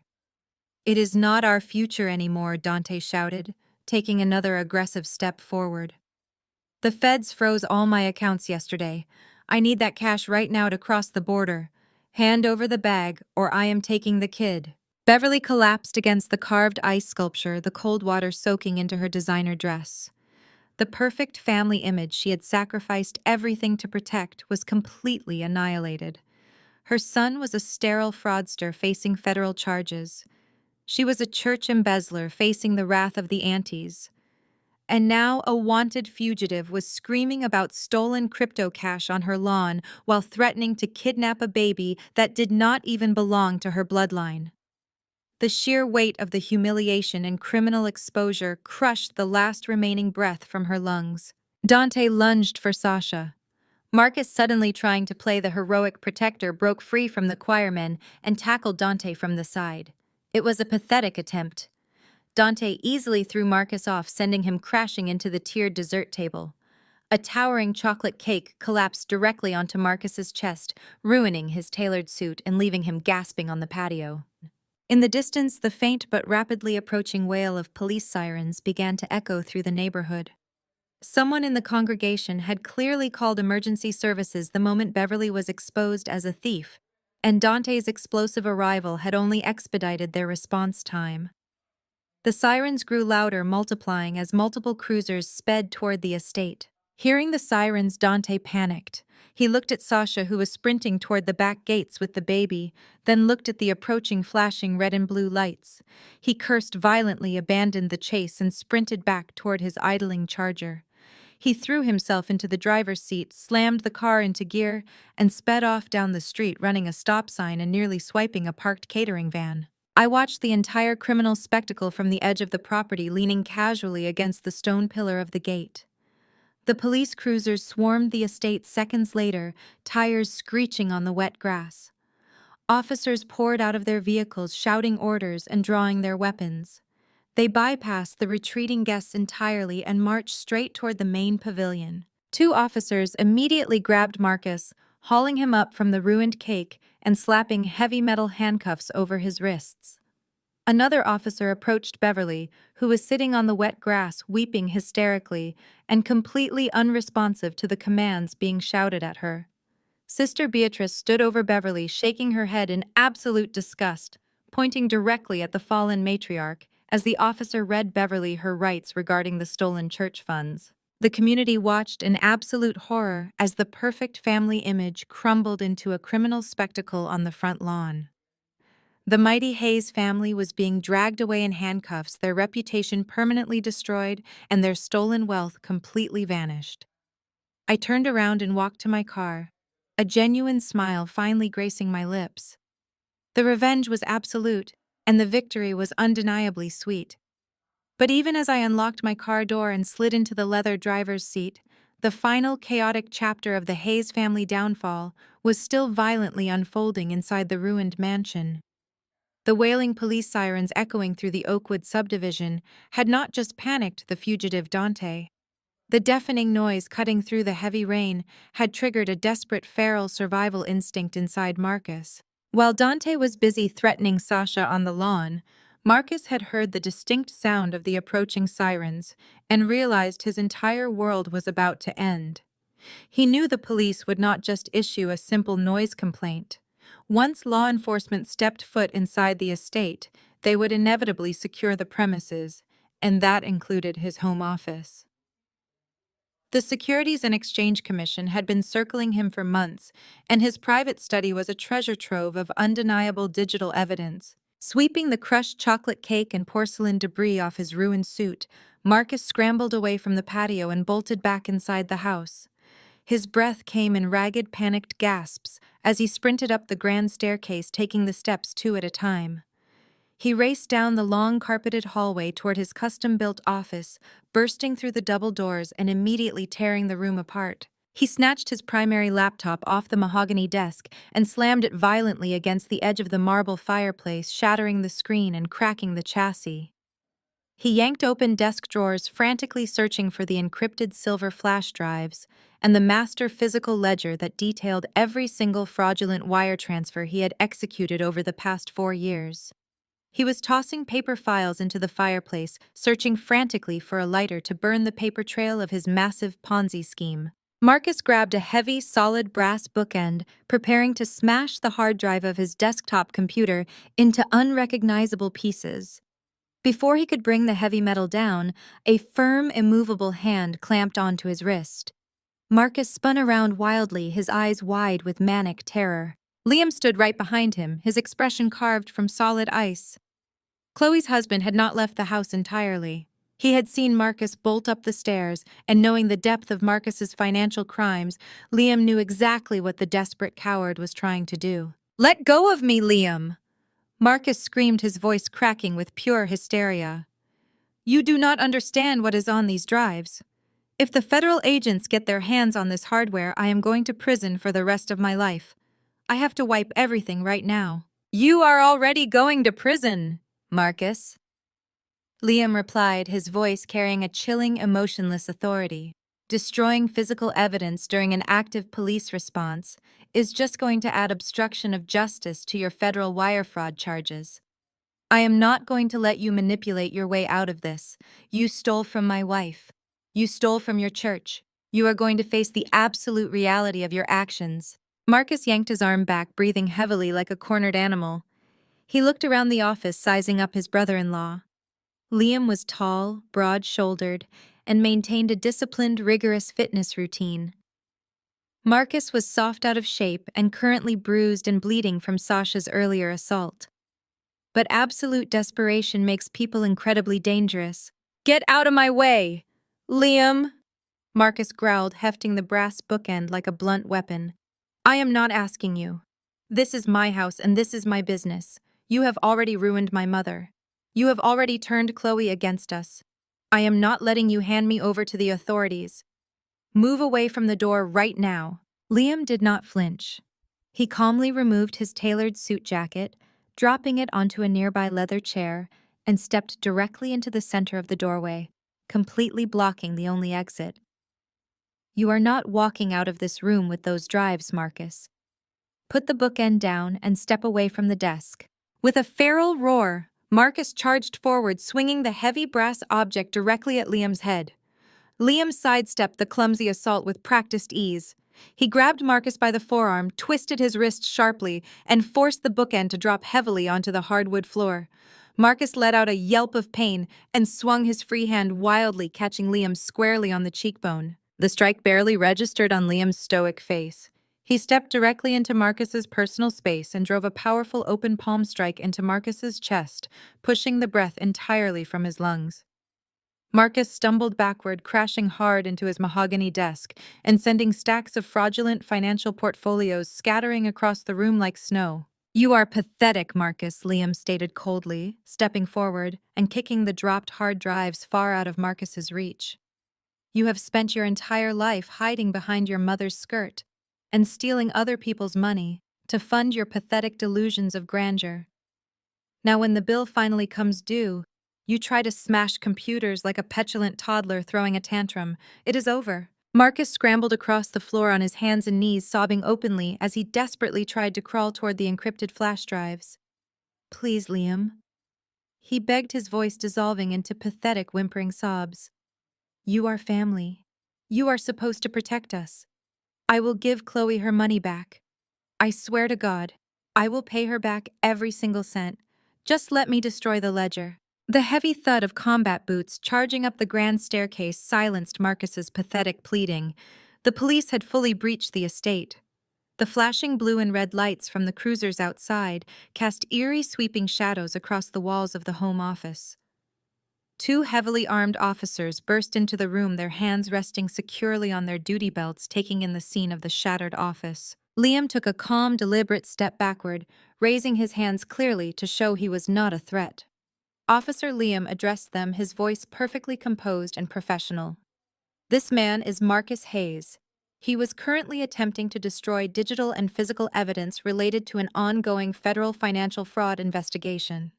The hard drives and physical ledgers are scattered across the floor right there." The officers immediately moved in, grabbing Marcus by his arms and hauling him roughly to his feet. Marcus offered no further resistance. The fight had completely left his body, leaving him an empty, hollow shell. He hung his head, his ruined suit covered in dust, chocolate cake, and his own blood. As the officer slapped the cold steel handcuffs tightly around his wrists, Marcus locked eyes with Liam one last time. There was no anger left in his gaze, only absolute, total defeat. Liam did not offer a single word of comfort or pity. He simply picked up his suit jacket, turned around, and walked down the hallway, leaving Marcus to be dragged out of the house. I watched from the comfort of my driver's seat as the officers hauled Marcus out the front doors and shoved him roughly into the back of a waiting squad car. The sirens wailed, the neighbors watched from their perfectly manicured lawns, and the Oakwood Country Club's most toxic family was finally thoroughly and permanently erased. But the spectacular public downfall playing out on the wet asphalt was far from over. I watched Dante's matte black Charger speed toward the subdivision's main exit, his engine roaring with desperate, aggressive fury. He genuinely thought he had outrun the local authorities, but he had severely underestimated the tactical response of a wealthy suburban police force. Two local police cruisers had already formed an impenetrable barricade across the intersection. Dante slammed on the brakes, but his momentum was simply too great. The Charger spun wildly out of control, its tires smoking against the pavement before crashing violently into a heavy decorative brick mailbox. The impact shattered the front grille and deployed the airbags instantly. Officers swarmed the ruined vehicle with their weapons drawn, barking harsh commands through a police bullhorn. They ripped Dante through the driver's side door, pinning him against the hood of the crushed car and slapping heavy metal cuffs over his wrists. Sasha's aggressive fugitive baby daddy was finally in custody right there on the street. His outstanding federal warrants for wire fraud had caught up to him in the most spectacular and public fashion possible. Sasha stood completely frozen on the ruined lawn. The baby carrier was still strapped tightly to her chest, but her eyes were wide and vacant. She watched her last remaining lifeline get violently yanked away, realizing that she was now entirely alone, without a wealthy mark, without her stolen crypto cash, and completely exposed to the elements. Back at the estate, the local police were just closing the door of the squad car holding Marcus when the atmosphere shifted entirely. A convoy of 5 heavily tinted, unmarked black SUVs roared up the sweeping driveway, completely ignoring the carefully manicured grass as they aggressively boxed in the local police cruisers. The doors swung open in unison, and a dozen agents wearing crisp navy windbreakers emblazoned with the bright yellow letters FBI stepped out. They moved with a chilling synchronized efficiency that made the local police look like absolute amateurs. Liam's anonymous, meticulously compiled evidence package had clearly reached the right desks in Washington. He had not just handed the Federal Financial Crimes Unit a simple tip.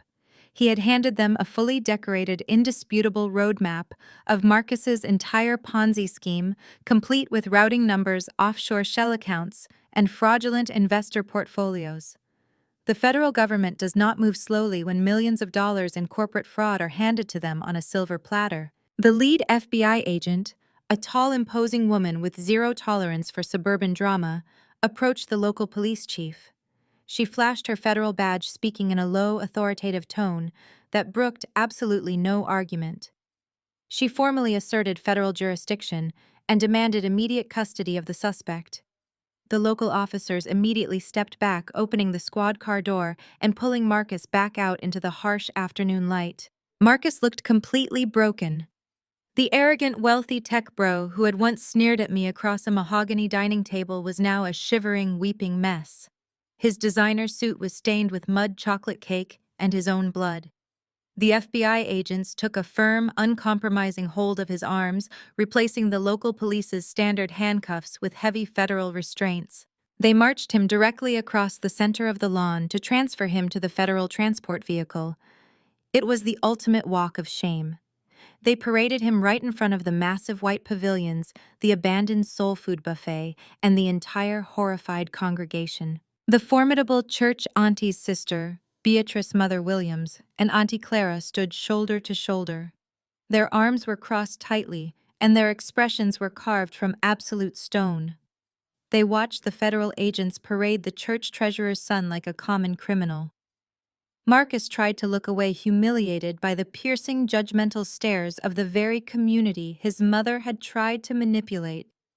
He hung his head, unable to meet the eyes of the people he had robbed blind. Beverly, who had been sitting in the wet grass in a state of catatonic shock, suddenly snapped back to reality. The sight of the bright yellow FBI windbreakers broke through her thick wall of delusion. She understood exactly what federal agents meant. It meant massive asset forfeiture. It meant no bail. It meant federal prison.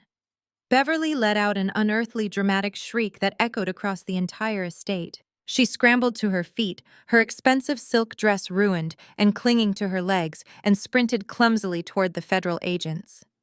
"You cannot take him!" she screamed, her voice cracking with pure hysteria. "He is a good Christian boy. He comes from a prestigious family. We are the Hayes family. This is a terrible misunderstanding." The lead FBI agent did not even break stride.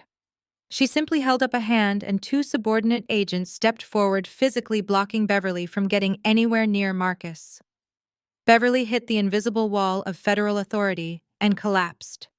She dropped heavily to her knees in the mud, throwing her hands up toward the sky in a highly theatrical display of agony.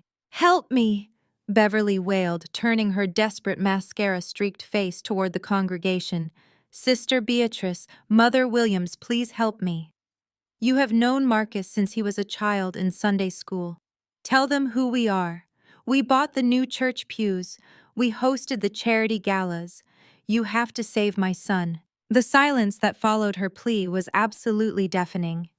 The vibrant, boisterous post-church cookout had officially transformed into a graveyard of shattered reputations. Beverly looked up at the aunties, her hands clasped together, begging for a lifeline, begging for anyone to validate her delusional reality and pull her from the wreckage. Sister Beatrice looked down at Beverly, her sharp eyes completely devoid of sympathy. "You bought those pews with our own stolen money," Beverly's sister Beatrice stated coldly, her voice carrying absolute finality. "You are reaping exactly what you have sown." Sister Beatrice slowly, deliberately turned her back. Mother Williams adjusted her wide-brimmed Sunday hat, picked up her designer purse, and linked arms with Auntie Clara. Without uttering a single additional word, the aunties walked away. The rest of the congregation immediately followed suit. Dozens of church members, neighbors, and supposed friends turned their backs on Beverly Hayes, walking quietly toward their parked cars, refusing to offer her a single helping hand, a word of comfort, or even a glance of pity. Beverly was left completely alone on her knees in the mud, surrounded by carved ice sculptures melting into the grass and the flashing red and blue lights of federal vehicles. Her son was secured in the back of an FBI SUV. Her daughter's trust fund was gone. Her community had abandoned her entirely. The federal fraud indictments were coming for her next. I put my car in drive, the engine purring softly. The heavy rain had given way to a crisp, clear afternoon sky. I took one last look in my rearview mirror at the absolute destruction of the people who had tried to destroy me. I had walked into their den of vipers, armed only with the truth, and I had burned their entire fraudulent empire to the ground. I stepped on the gas and drove away, leaving the Oakwood subdivision behind me finally, and wonderfully free. Before my foot could even press the accelerator to leave the ruined Oakwood estate, I caught a glimpse of frantic movement in my rearview mirror. Sasha was attempting a desperate, stealthy retreat. While the FBI agents were busy shoving a weeping Marcus into the back of their federal transport vehicle, and Beverly remained a sobbing, catatonic heap on the wet grass, Sasha had seized the opportunity. She was creeping along the tall, manicured hedges that lined the edge of the property, her designer heels sinking deep into the mud. The baby carrier was still strapped tightly to her chest, but her maternal instincts were clearly secondary to her absolute desperation to escape the massive criminal fallout. She looked like a drowned rat. Her expensive silk dress was splattered with mud and debris from Dante's violent outburst on the patio. Her perfectly styled blonde hair hung in limp, wet strands around her panicked face. She was frantically tapping on her cell phone screen, likely trying to summon a premium rideshare service since Dante had abandoned her and Marcus was currently on his way to a federal holding cell. She truly thought she had successfully slipped through the cracks of the collapsing Hayes empire. She thought she could just walk away intact, preserve her stolen cash, and find another wealthy mark to leech onto in a different city. She was entirely mistaken. I shifted my car into park and stepped back out onto the damp pavement. The heavy metallic thud of my car door closing made Sasha freeze mid-step. She snapped her head in my direction, her eyes wide with the frantic, erratic energy of a cornered animal realizing all the exits were blocked. I folded my arms across my chest, leaning casually against the hood of my car and completely blocking the narrow pedestrian path leading to the main road. "Going somewhere so soon, Sasha?" I asked, my voice carrying easily over the distant wail of the remaining police sirens. "The party is just getting to the absolute best part. I hear the federal agents are currently seizing Beverly's offshore accounts and foreclosing on the estate. You really should stay and watch the grand finale." Sasha clutched the baby carrier defensively, taking a hesitant step backward into the wet grass. "Get out of my way, Zendaya," she spat, though her voice lacked its usual venomous bite. It was shaky and thin, completely stripped of the arrogant superiority she had paraded around the hospital maternity ward just last week. I have absolutely nothing to do with Marcus's illegal business. I am just a mother trying to protect her child from this absolute madhouse. You have ruined them and you got your sick revenge. Now move your car and let me leave. I let out a slow, humorless laugh that made her flinch. Protect your child, I echoed, taking a slow, deliberate step toward her. You used that innocent child as a prop to secure a permanent spot in a wealthy household. You lied to Marcus about the paternity, knowing full well he was sterile just so you could drain his accounts while hiding from a federal fugitive. You are not a protective mother, Sasha. You are a calculated parasite who finally ran out of hosts. Sasha's face flushed a deep, ugly crimson. She squared her shoulders, attempting to summon a final desperate scrap of defiance. You think you are so brilliant? She sneered, her upper lip curling in disgust. You think you have won because Marcus is going to jail? Fine, let him rot in a cell. I never loved him anyway. He was a pathetic, weak man who handed me his platinum credit cards the second I smiled at him. I do not need him, and I certainly do not need his bankrupt, pathetic family. She lifted her chin, gripping the handle of her designer purse with white knuckles. I have my own luxury apartment downtown. I have my own secure assets. I am going to call a private car, go back to my penthouse, and completely erase the Hayes family from my life.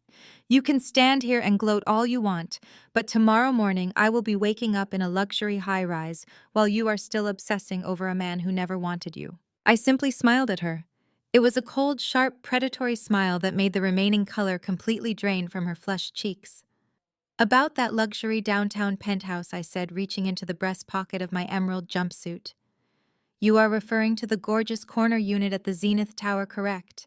The one with the floor-to-ceiling windows, the wraparound balcony, and the private elevator access. Sasha narrowed her eyes, her breathing hitching slightly as panic began to override her bravado.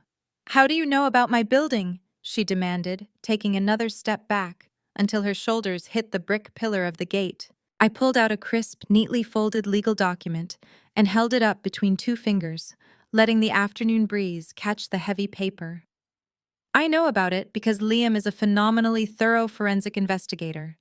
I explained, my tone completely conversational, as if discussing the weather. When he was tracking Marcus's fraudulent wire transfers, he noticed a very large, very consistent monthly payment going directly to the Zenith Tower Management Group. Marcus was paying your exorbitant rent using stolen church funds. Sasha swallowed hard but maintained her defiant glare, so what, she snapped, crossing her arms awkwardly over the baby carrier. The lease is legally in my name. The management company does not care where the money came from as long as the bill gets paid. The apartment is legally mine for the next 12 months. Actually, it is not. I corrected her, unfolding the document and holding it out so she could clearly see the bold legal letterhead and the official notary seals. When the federal authorities froze Marcus's assets yesterday morning, your rent payment bounced. You were officially in breach of your highly restrictive lease agreement. And since the Zenith Tower caters exclusively to extremely wealthy clients, they do not tolerate bounced checks from individuals tied to active federal fraud investigations. They immediately terminated your contract and listed the unit as available for a cash buyout. Sasha's eyes darted frantically across the legal text, trying to comprehend the words that were sealing her doom. Her lips moved silently as she read the clauses. I bought the lease, Sasha. I stated, my voice dropping to a dangerously quiet volume that demanded absolute attention. I purchased the remainder of your contract entirely in cash this morning. I am the new legal tenant of that penthouse, which means you are currently a trespasser in my private property. No! Sasha gasped, shaking her head violently as her perfectly manicured nails dug into her own arms. No, you cannot do that. That is illegal. I have tenant rights. I have all my belongings in that apartment. My clothes, my jewelry, everything I own is in there. You have exactly 1 hour to pack your bags, I told her, my voice echoing with absolute finality. I already contacted the building's private security team. They are expecting your arrival. You are permitted to enter the building under armed escort. Gather whatever cheap clothes you can fit into a single standard suitcase. and then you are permanently banned from the premises. If you take longer than 60 minutes, they have my explicit legal authorization to forcefully remove you and throw the rest of your belongings into the nearest downtown dumpster. The absolute crushing reality of her situation finally crashed down on her shoulders. The defiance completely vanished, replaced by raw, unfiltered terror. She looked around the empty street, the wailing police sirens fading in the distance, leaving behind a suffocating silence. Dante was gone on his way to federal prison. Marcus was gone, his wealth revealed as a massive criminal illusion. And now her luxurious safe haven was gone, snatched away by the very woman she had tried to replace. Sasha let out a loud, guttural sob, her knees giving way entirely as she collapsed onto the wet pavement. She clutched the baby carrier, sobbing hysterically into her hands, rocking back and forth in the mud. The glamorous, arrogant gold digger who had strutted into my home and demanded my husband was now a homeless, destitute fraud weeping in the street. She had lost the fake husband, the fugitive baby daddy, and her luxurious home all in one single spectacular afternoon. I looked down at her, completely unmoved by her pathetic tears. I turned around, got back into my car, and drove away without a single backward glance. As I drove back up the winding circular driveway to exit through the main estate gates, my path was abruptly blocked. A massive fleet of heavy commercial moving trucks and specialized federal transport vehicles were rolling onto the property, their heavy tires crushing the remaining decorative landscaping. The FBI was not simply arresting Marcus for his financial crimes. They were executing a sweeping, coordinated asset forfeiture operation designed to systematically dismantle the entire Hayes family illusion. I shifted my car into park and stepped back out onto the damp pavement, watching the cold, efficient machinery of federal justice swing into immediate action. Scores of agents wearing latex gloves and carrying digital inventory scanners swarmed the grand mansion. They moved with ruthless, emotionless precision, placing bright red government seizure tags on everything that represented Marcus and Beverly's stolen wealth. The local towing companies had already arrived, hitching up the fleet of luxury vehicles parked in the expansive multi-car garage. The gleaming imported sports cars, the custom luxury sedans, and Beverly's pristine customized SUV were unceremoniously dragged onto heavy flatbeds, their tires screeching against the asphalt. Inside the massive double doors of the foyer, the scene was even more chaotic. Agents were carefully cataloging and removing the extravagant artwork that lined the soaring walls. The massive original oil paintings, the imported silk Persian rugs, the crystal chandeliers, and the custom-built Italian leather furniture were all being tagged and prepped for public auction. The lead federal agent had made it explicitly clear to the remaining local police that every single dollar raised from the aggressive liquidation of these assets would go directly into a federally mandated restitution fund.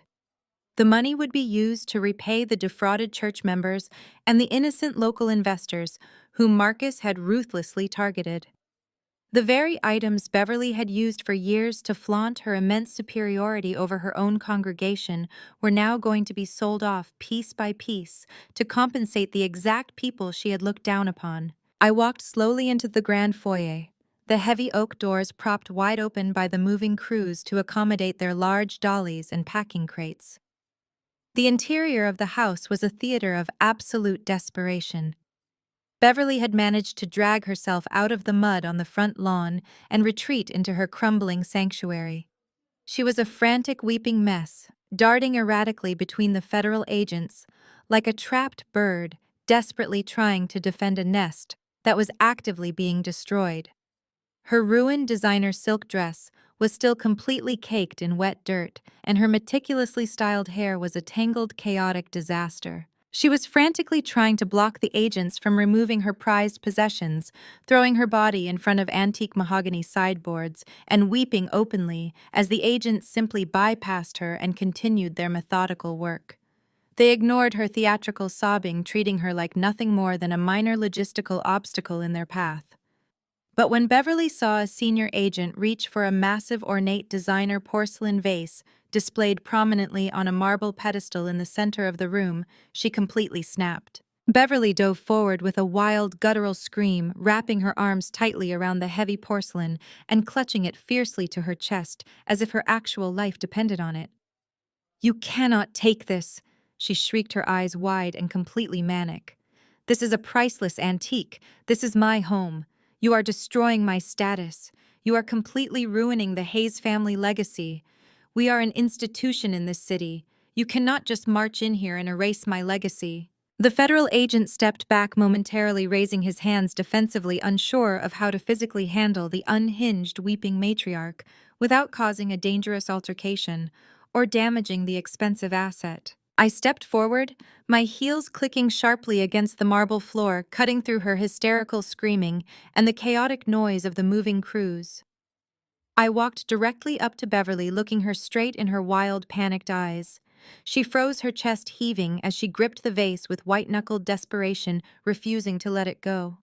Her makeup was smeared across her cheeks and she looked absolutely terrified, stripped of all her arrogant armor. I reached out and placed my hands firmly but gently over her trembling fingers. Beverly let out a sharp, pathetic sob, trying to pull the vase away from me, but she possessed absolutely no strength left.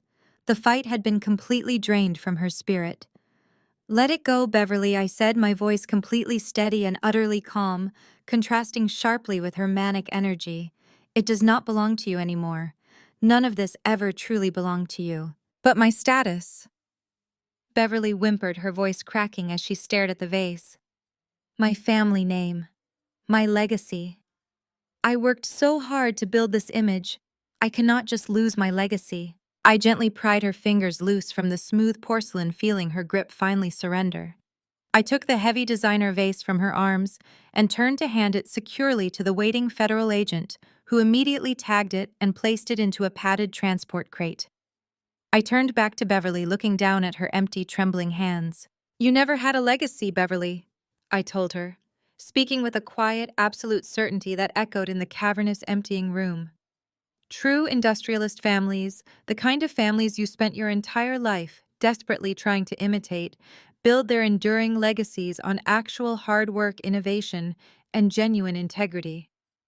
They build generational wealth through intelligence and perseverance.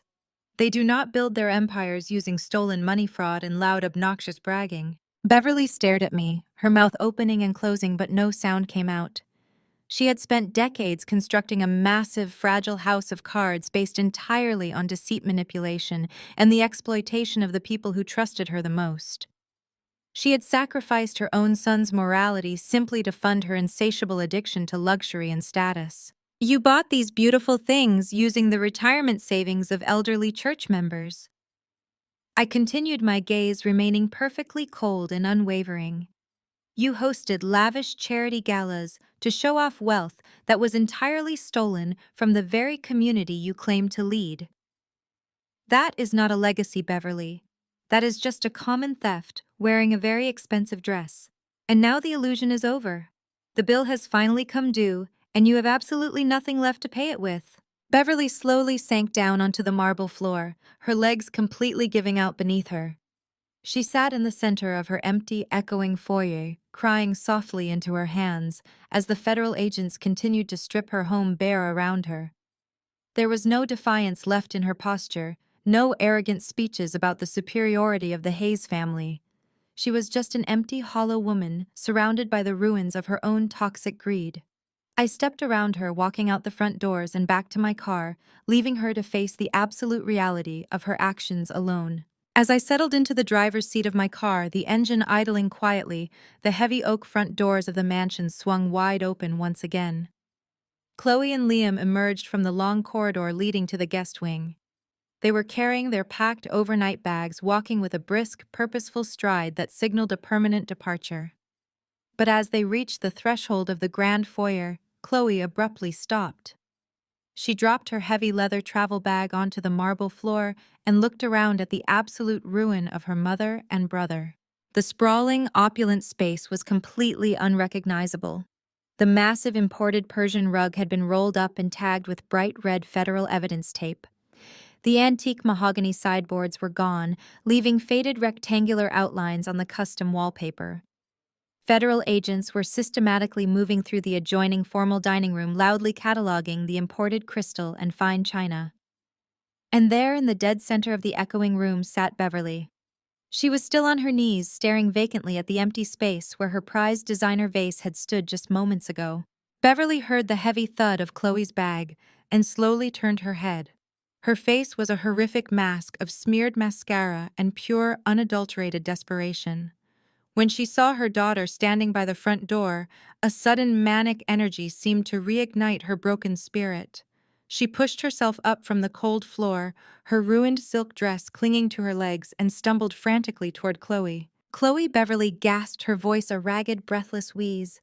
"Thank God you are still here. You have to help us. You have to save your brother. They just put Marcus in a federal transport vehicle. They are taking everything. They are taking the house, the cars, the offshore accounts. Everything is entirely gone." Beverly reached out, grabbing frantic handfuls of Chloe's tailored coat. "You have to call your bank right now. We need cash for a high-profile federal defense attorney, and we need it immediately. You have your grandfather's massive trust fund. You can post Marcus's bail. You can fix all of this. You are the absolute only one who can save the family legacy." Chloe stood perfectly still, her expression caught between profound sorrow and a rising tide of absolute disgust. She looked at the woman who had birthed her, realizing with horrifying clarity that even in the absolute darkest moment of their lives, her mother still saw her as nothing more than an emergency ATM. Before Chloe could even formulate a response, Liam stepped firmly into the space between them. He did not yell or raise his voice. He simply looked down at Beverly with eyes as cold and unforgiving as glacial ice, and gave Chloe a firm, deliberate shake of his head. It was a silent, powerful reminder of the deep financial abuse they had just uncovered in Marcus's office. Liam was not going to let his wife be emotionally manipulated into funding the very people who had secretly plotted her financial ruin. Chloe gently but firmly pried her mother's desperate, trembling fingers off her coat. She took a deliberate step backward, putting a permanent physical and emotional distance between them. "I am not calling my bank, Mom," Chloe stated, her voice echoing with a remarkable steadiness despite the tears welling in her eyes. "I am not posting bail for a brother who stole millions of dollars from innocent people. And I am certainly not draining my remaining assets to save a fake legacy that is built entirely on fraud and manipulation." Beverly gasped, clutching her chest as if she had been physically struck by a blunt object. "How can you say that?" she wailed, gesturing wildly to the federal agents actively dismantling her home. "You cannot just turn your back on us when we are at rock bottom. We are your family. We are your own flesh and blood. You are being completely selfish and ungrateful." "You do not know what the word family means," Chloe fired back, the years of suppressed resentment finally boiling over into a brilliant, righteous anger. "You never treated me like a daughter. Marcus never treated me like a sister.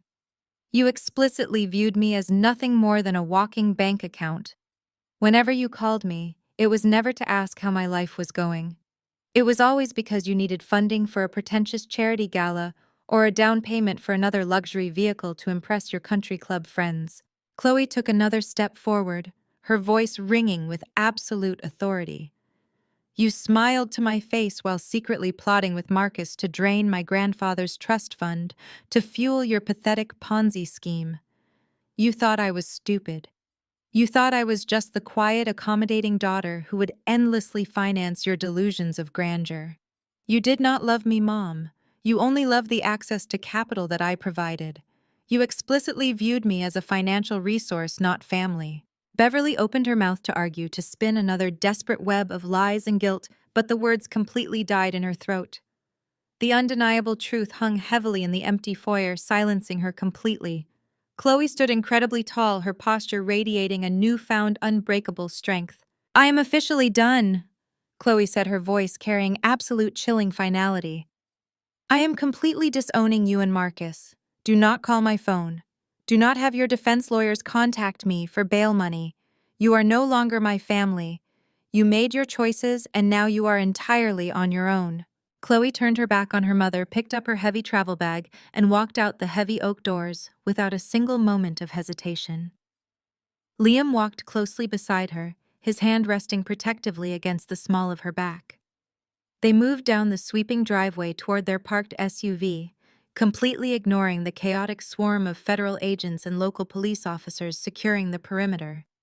They opened the trunk, loaded their bags in perfect synchronized silence, and climbed into the front seats of their vehicle. I watched from the comfort of my own car as Liam started the engine and smoothly pulled away from the curb. They drove through the massive iron gates of the Oakwood subdivision, leaving the toxic criminal wreckage of the Hayes family permanently in their rearview mirror. Back in the ruined, echoing foyer, Beverly stood completely frozen and entirely alone. Her golden child son was in federal custody facing decades in prison. Her stolen wealth was being loaded onto government trucks, and she was now utterly abandoned by her real family, left with absolutely nothing but the crushing, agonizing silence of her empty mansion. The crushing, agonizing silence of her empty mansion was apparently too much for Beverly to bear. As I sat in my idling car at the end of the long, sweeping driveway, checking my phone one last time before pulling out onto the main road, I saw a frantic shape burst through the front doors. It was Beverly. She was sprinting down the wet asphalt with a clumsy, desperate gait, her ruined designer heels discarded somewhere in the mud. She reached my car just as I shifted into drive, slamming her bare hands against the passenger side window. Her face was pressed against the glass, a distorted mask of smeared makeup and pure terror. She was mouthing my name over and over again, her chest heaving as she gasped for air. Against my better judgment, I put the car back into park and rolled the window down exactly 2 inches. It was just enough space for her frantic voice to slip through. "Zendaya, please!" Beverly gasped, gripping the edge of the glass with her perfectly manicured fingers. "You cannot leave yet. You have to listen to me." I stared at her, completely unmoved. "You have exactly 1 minute, Beverly, before I roll this window up and drive away." She dropped heavily to her knees on the wet driveway, completely abandoning the last shred of her precious, aristocratic pride. She clasped her hands together in a posture of desperate prayer, looking up at me with wide, pleading eyes. It was a pathetic sight. The formidable matriarch of the Oakwood Country Club was now groveling in the street like a common beggar. "I know we have had our differences, Zendaya," she sobbed, her voice trembling with manufactured sincerity. "I know I have not always been the mother-in-law you deserved, but you are a good person. You are a strong, forgiving Christian woman. I have always admired your resilience. You have a heart of gold. I am begging you to look into that heart right now and show us mercy." I let out a harsh, humorless laugh. "Mercy," I repeated, tasting the bitter irony of the word. "You are actually kneeling in a puddle begging me for mercy." "Yes," Beverly wailed, tears streaming down her ruined face. "Marcus is in a federal holding cell. They are freezing every single bank account tied to our name. The local police will not even let me back into the house to get my emergency cash. We have absolutely nothing. Marcus needs a lawyer, Zendaya. He needs a high-profile criminal defense attorney, or the federal government is going to lock him away for the rest of his natural life. You have money now. You bought Sasha's luxury lease in cash. You have capital. I am just asking for a loan. Just enough to secure a retainer for a decent legal team. I swear to God I will pay you back every single cent. We are family, Zendaya. You cannot let your own family rot in prison." I reached over and turned off the car engine. I wanted her to hear every single syllable of my response without the hum of the motor masking my words. I leaned close to the cracked window, my eyes locking onto hers with an icy, unforgiving glare. "We are not family, Beverly," I stated, my voice dropping to a dangerously quiet volume. "And do not ever insult my intelligence by calling me a strong, forgiving woman just because you have suddenly run out of victims to bleed dry. You do not respect my strength. You only want to weaponize it to save your pathetic son." "But I am begging you." Beverly whimpered, her hands slipping on the wet glass. "I am talking," I snapped, cutting her off with absolute authority. "You are going to sit there and listen. You want a loan for a lawyer. You want me to finance the defense of the man who systematically destroyed my life. Let us take a quick walk down memory lane, Beverly." Let us review exactly how you treated your so-called family for the past 5 years. Beverly flinched, looking down at the asphalt, but I refused to let her look away. From the absolute very first day Marcus brought me to this ridiculous mansion, you treated me like a disease. I said my words, striking her like physical blows. You subjected me to years of relentless emotional abuse and psychological torture. You constantly made sure I knew I was an outsider. Do you remember the country club dinners, Beverly? Do you remember the racial microaggressions you served alongside the appetizers? You constantly commented on my hair, asking if my natural curls were appropriate for your prestigious charity galas. You made loud, backhanded compliments about how articulate I was for someone from my background. You treated my culture, my heritage, and my skin color like they were dirty stains on your pristine, stolen white carpets. I did not mean it like that, Beverly sobbed weakly, shaking her head. I was just trying to help you fit in. You were trying to break me, I corrected her coldly. You wanted me small, silent, and subservient. And when your son finally decided he was bored with me when he brought Sasha into my home and humiliated me in front of our entire community, where was your famous Christian mercy then? Where was your empathy when Marcus filed for divorce and tried to leave me completely destitute? Beverly squeezed her eyes shut, fresh tears spilling over her cheeks, but she offered no defense. There was no defense to offer. I will tell you exactly where your empathy was. I continued, my voice rising with righteous, unwavering conviction. You laughed in my face. You stood in my living room and told me I should be grateful a haze ever looked in my direction. You actively helped Marcus hide his marital assets. You packed my belongings into cheap garbage bags and threw them on the lawn. You went to your church, the very church you were actively defrauding, and told the entire congregation that I was an unstable, aggressive woman who could not keep her husband happy. You showed me absolutely zero mercy. You showed me zero compassion. You watched my life burn to the ground and you toasted marshmallows on the flames. I was wrong! Beverly cried out, her voice a ragged, agonizing wail. I was so blind. Please, Zendaya, I am a desperate mother. I will do anything. I will get on my hands and knees and apologize to the entire world. Just please give me the loan. Do not let them take my son away. I stared down at the broken, ruined woman kneeling in the dirt. I felt absolutely nothing for her. No pity, no anger, just a profound, satisfying emptiness. The scales were finally perfectly balanced. I am a strong woman, Beverly, I said, my voice returning to a calm, chilling baseline. You are absolutely right about that. But I am not a foolish one. Forgiveness does not mean I have to save you from the consequences of your own evil actions. I am not giving you a single dime. I am not lifting a single finger to help you or Marcus. You are going to face the absolute full weight of the federal justice system, and you are going to do it completely alone. No, Beverly screamed, slapping her hands against the window as her eyes widened in pure horror. Please, Zendaya. You cannot leave me here. You cannot do this. I rolled the window up silently, cutting off her frantic screams. The thick glass completely muted her hysterical pleading.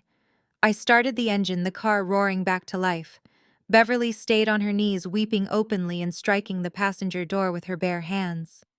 I shifted into drive and slowly pulled away, forcing her to scramble backward into the mud to avoid the tires. I drove down the street, watching in the rear-view mirror as the grand matriarch of the Hayes family collapsed onto the wet asphalt, completely abandoned.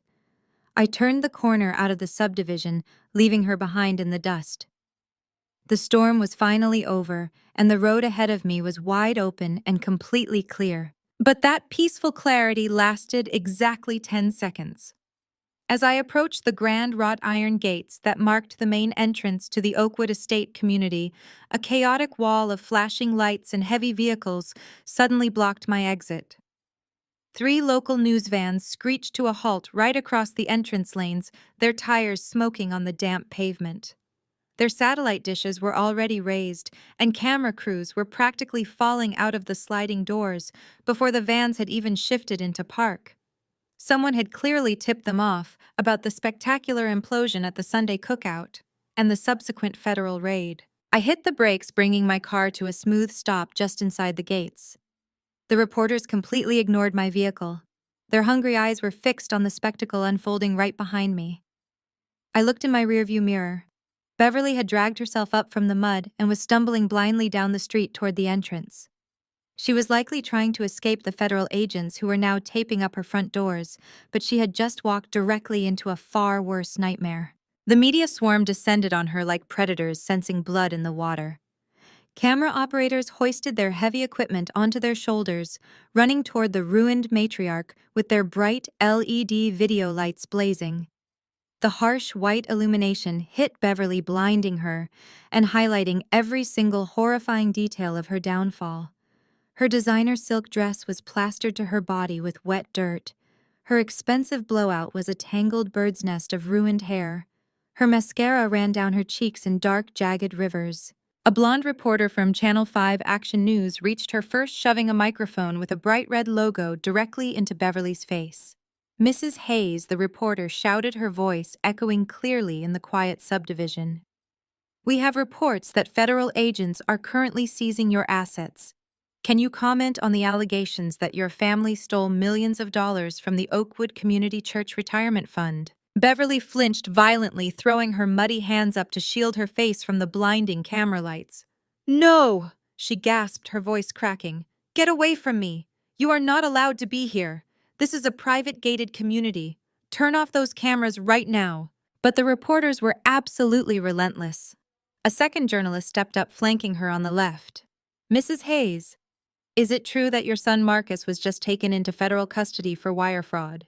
Did you knowingly use donations from your own congregation to fund your luxury lifestyle and purchase this estate?" "I am the victim here," Beverly stammered, backing away blindly until she hit the cold wrought iron of the community gates.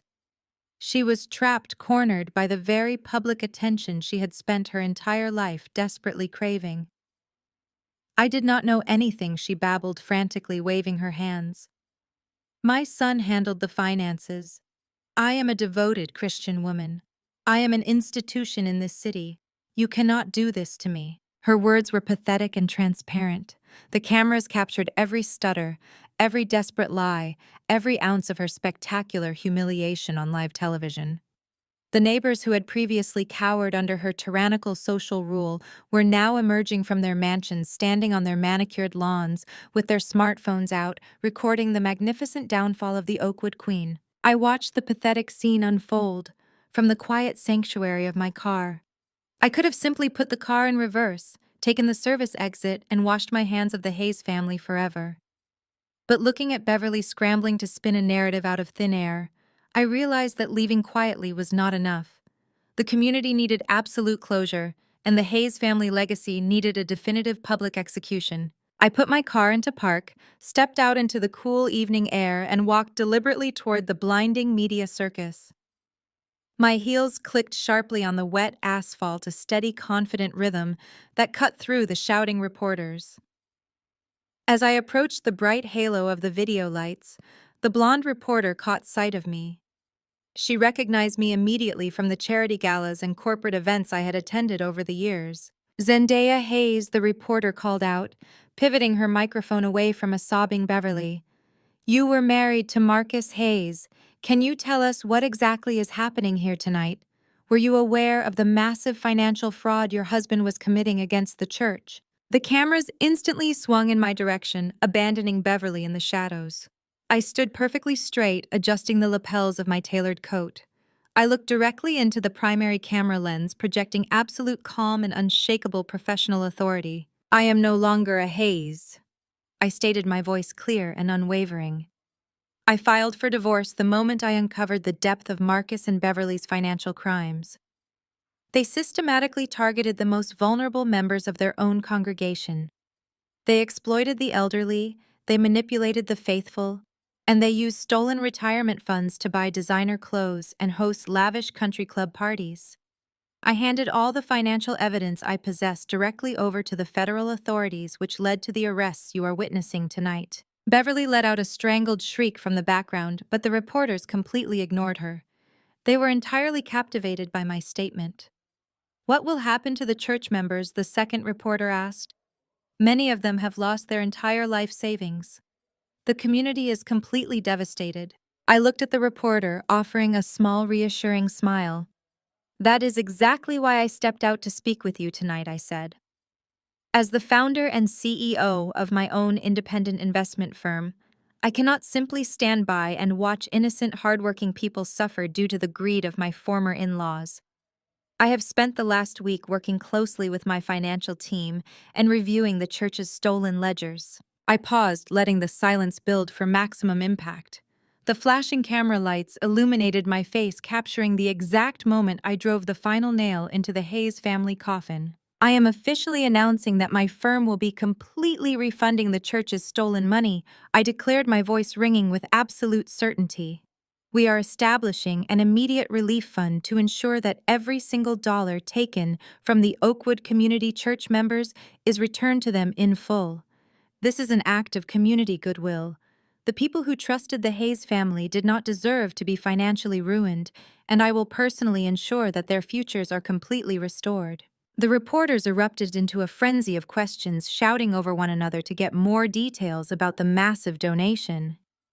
The sheer scale of my philanthropic gesture completely obliterated any remaining public interest in Beverly's pathetic excuses. I had not only exposed them as common thieves, but I had also publicly replaced them as the true benefactor of the community. I turned my head and looked at Beverly one last time. She was slumped against the wrought iron gates, staring at me with a mixture of absolute awe and utter despair. She finally understood the magnitude of her defeat. I had taken her son, I had taken her wealth, I had taken her freedom. And now, on live evening news broadcast across the entire state, I had taken the very last thing she cared about. I had taken her legacy and made it my own. I gave the cameras a final polite nod, turned on my heel, and walked back to my car. I slid into the driver's seat, the noise of the press fading behind the thick glass of my windows. I shifted the car into drive, the crowd of reporters parting respectfully to let my vehicle pass through the gates. I drove away into the cool, clear night, leaving Beverly Hayes to face the flashing cameras and her completely ruined life exactly as she deserved. But I did not go far. I pulled my car onto the shoulder just a block down the street, putting it in park beneath the heavy branches of a massive oak tree. The adrenaline was still humming through my veins, a high-pitched electric current of pure vindication. I reached for my phone resting on the center console and immediately opened the local news app. The live broadcast from the Oakwood estate gates was already dominating the front page. I tapped the video feed, and the chaotic scene I had just left filled the small screen. Beverly was still pinned against the wrought iron bars, looking like a trapped animal blinded by the glaring video lights. She was frantically trying to shield her face, but the cameras were absolutely merciless, capturing every smear of dirt and every tear of defeat. Then the crowd of onlookers shifted. A sleek black town car had pulled up right behind the news vans, and four women stepped out into the harsh illumination. It was the aunties. They were the formidable elder stateswomen of the Oakwood Community Church, the absolute gatekeepers of social status in our city. For decades, these women had dictated who was accepted and who was cast out. They were dressed in their immaculate Sunday best, their posture rigid and their expressions forged in steel. Miss Clara, the undisputed leader of the group, marched directly toward the cameras, her silver cane striking the pavement with rhythmic authority. When Beverly saw them, a brief, desperate glimmer of hope flashed across her ruined face. She lunged forward, reaching her muddy hands out toward the women she had hosted for countless high society luncheons. Clara Beverly cried out, her voice cracking with pathetic relief. "Clara, thank God you are here. You have to tell these reporters the truth. You have to tell them I am a good Christian woman. You know my family. You know our legacy. Tell them Marcus and I would never steal from the church." Miss Clara stopped dead in her tracks, refusing to let Beverly come within 3 feet of her. She looked the disgraced matriarch up and down, her eyes filled with an absolute chilling disgust. The other 3 aunties flanked her, standing like an impenetrable wall of judgment. The reporters immediately shoved their microphones toward the women, sensing a dramatic shift in the narrative. Miss Clara looked directly into the primary news camera, completely ignoring Beverly's outstretched hands. We did not come here to defend a thief, Miss Clara stated, her voice ringing with booming theatrical authority. We came here to publicly thank a true woman of God. We just watched Zendaya Hayes announce her incredibly generous donation on the live feed. That young woman was treated with absolute cruelty by this family for years. She was looked down upon, disrespected, and cast aside. Yet in our darkest hour, when our church was bleeding and our elderly members were facing financial ruin, Zendaya is the one who stepped up to save us. The reporters practically shoved each other out of the way to capture every single word. Miss Martha, another senior member of the church, stepped up to the microphone. Zendaya is the epitome of grace and class. Miss Martha declared, her voice carrying over the chaotic noise of the street. She built her success with her own two hands, and now she is using her wealth to protect the vulnerable. She is the true heart of this community. We are officially denouncing the Hayes family, and we welcome Zendaya as the new pillar of our congregation. She has our utmost respect and our eternal gratitude. I sat in my quiet car, watching the screen as tears of pure, overwhelming vindication streamed down my face. For years I had endured Beverly's constant racial microaggressions and her snide remarks about my background. I had swallowed my pride to keep the peace, constantly trying to prove I was worthy of occupying the same space as these elite women.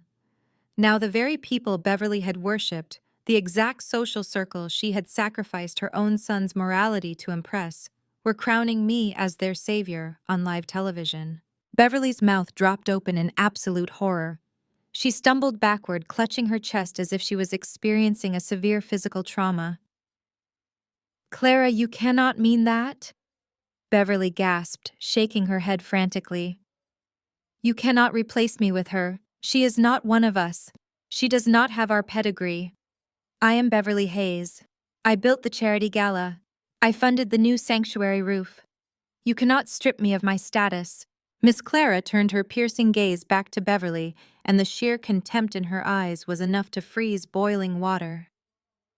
"You funded nothing, Beverly." Miss Clara shot back, her voice dripping with venom.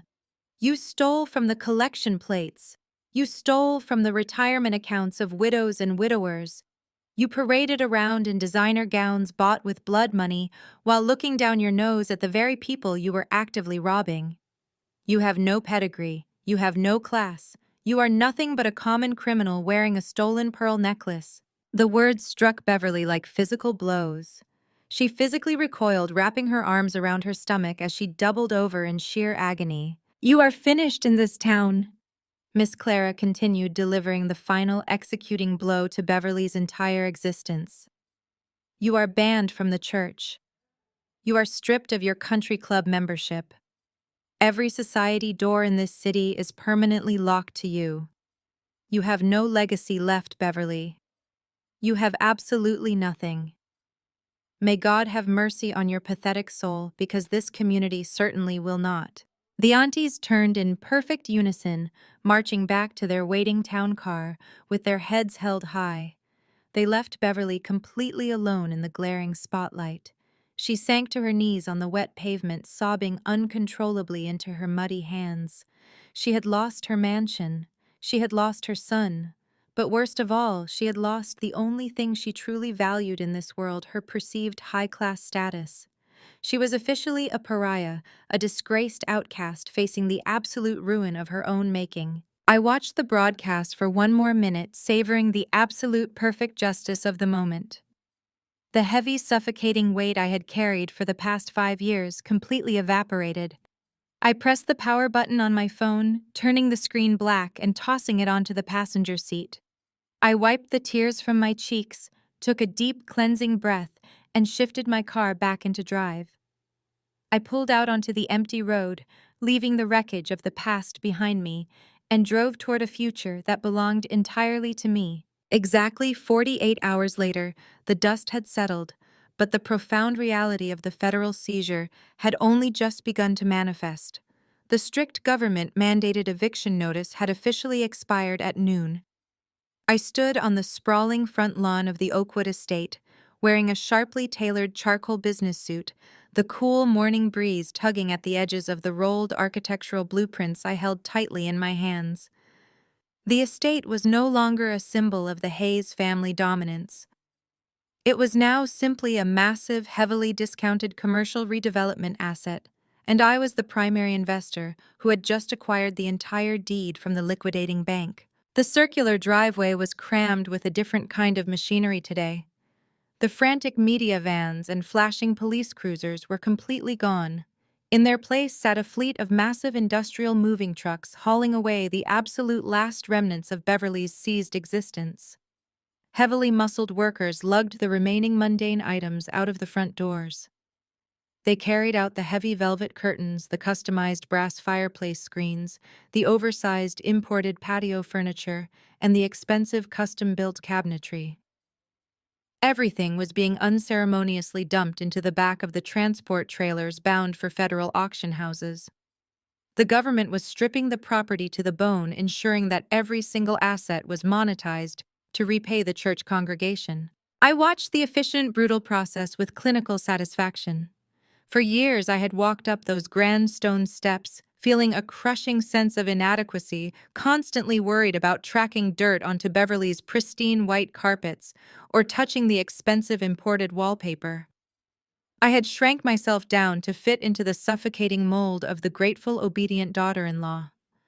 I had endured countless dinners in that house where my very existence was treated as a charitable burden. Now I owned the literal ground beneath my feet. I unrolled the large architectural blueprint, spreading it across the hood of my car.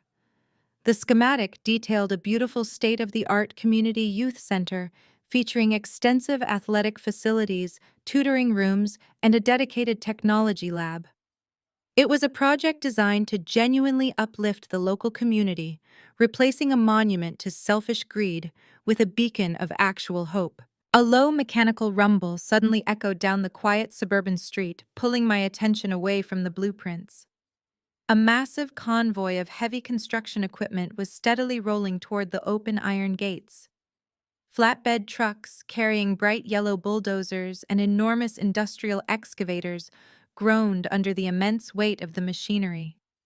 The heavy treads bit into the damp asphalt as the convoy turned into the driveway, carefully navigating around the departing moving trucks. The diesel engines roared a powerful, deafening sound that signaled the absolute end of the Hayes era. As the lead excavator positioned its massive steel tracks directly on the pristine front lawn, tearing deep, jagged gashes into the meticulously manicured grass, I caught sight of a vehicle lingering just outside the estate gates. It was not a luxury sedan or a sleek imported SUV. It was a battered, faded yellow taxicab with a dented front bumper and rust creeping along the wheel wells. The cab idled near the curb, its exhaust putting quietly in the cool air. Sitting in the back seat, her face pressed against the smudged window glass, was Beverly. She looked absolutely hollow. She was wearing a plain tan trench coat that looked completely foreign on her usually glamorous frame. Her face was devoid of makeup, her hair pulled back into a severe, practical knot. She had lost her home, her son, her social standing, and her stolen fortune. She was sitting in the back of a cheap rented cab with whatever meager personal belongings the federal agents had allowed her to pack into a single duffel bag. She had come to witness the final hour of her beloved mansion, perhaps hoping for some shred of dignity or a lingering sense of her former power. I locked eyes with Beverly through the dirty glass of the taxi window. I did not glare or sneer. I simply looked at her with the quiet, absolute authority of a woman who had fought through hell and emerged completely victorious. I held up the blueprint, letting the wind catch the thick paper. Beverly's eyes darted from the blueprints in my hands to the massive yellow excavator positioning itself in front of her towering front doors. The realization hit her with visible force. I was not just evicting her. I was actively erasing her physical legacy from the face of the earth. The construction foreman, a burly man wearing a bright orange safety vest and a hard hat, walked over to me. He held a two-way radio in his hand, shouting over the roar of the idling diesel engines. "We are in position, Miss Hayes," the foreman called out. "We have secured the perimeter and cleared the interior structure. The utility lines are fully disconnected. We are ready for the green light whenever you give the word." I looked away from the taxicab and turned my attention back to the towering, imposing facade of the mansion. The grand double doors, the soaring Roman columns, the massive arched windows that Beverly had used to look down on the rest of the world. It was nothing but empty, unpaid for vanity built entirely on the broken backs of innocent people. Tear it down, I ordered, my voice completely calm and perfectly steady. Tear every single piece of it down to the foundation. The foreman nodded and lifted his radio, giving a sharp, concise command. The operator inside the massive excavator engaged the hydraulic levers. The enormous yellow arm of the machine swung upward, casting a long, dark shadow over the marble steps. The heavy steel bucket hovered in the air for one brief, suspended second. Then, with a terrifying mechanical screech, the operator drove the hydraulic arm forward. The massive steel bucket smashed violently directly into the grand foyer. The impact was entirely deafening. The thick mahogany double doors splintered into 1,000 jagged pieces of useless kindling. The ornate stone columns cracked and crumbled, sending a massive cloud of thick white dust billowing into the morning air.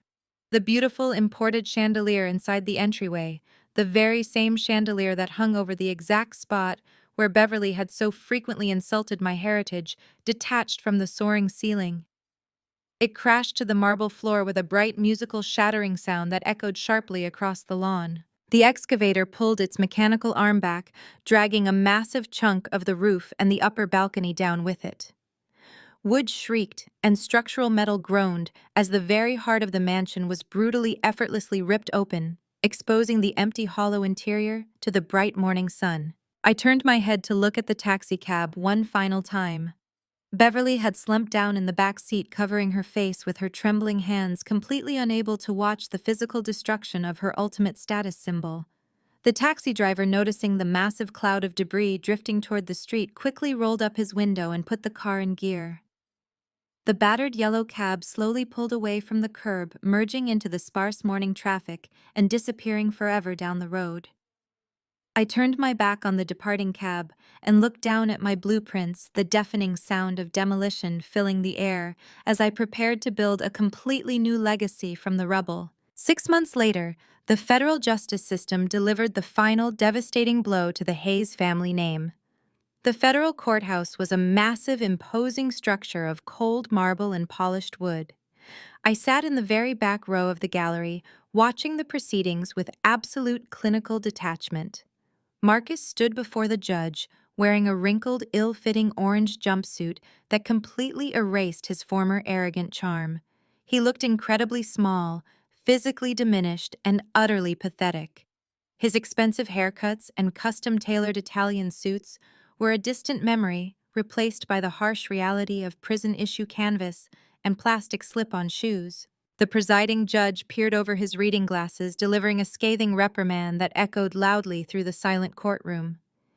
He detailed the millions of dollars systematically stolen from the Oakwood Community Church, outlining how Marcus had callously preyed upon the faith and trust of the elderly.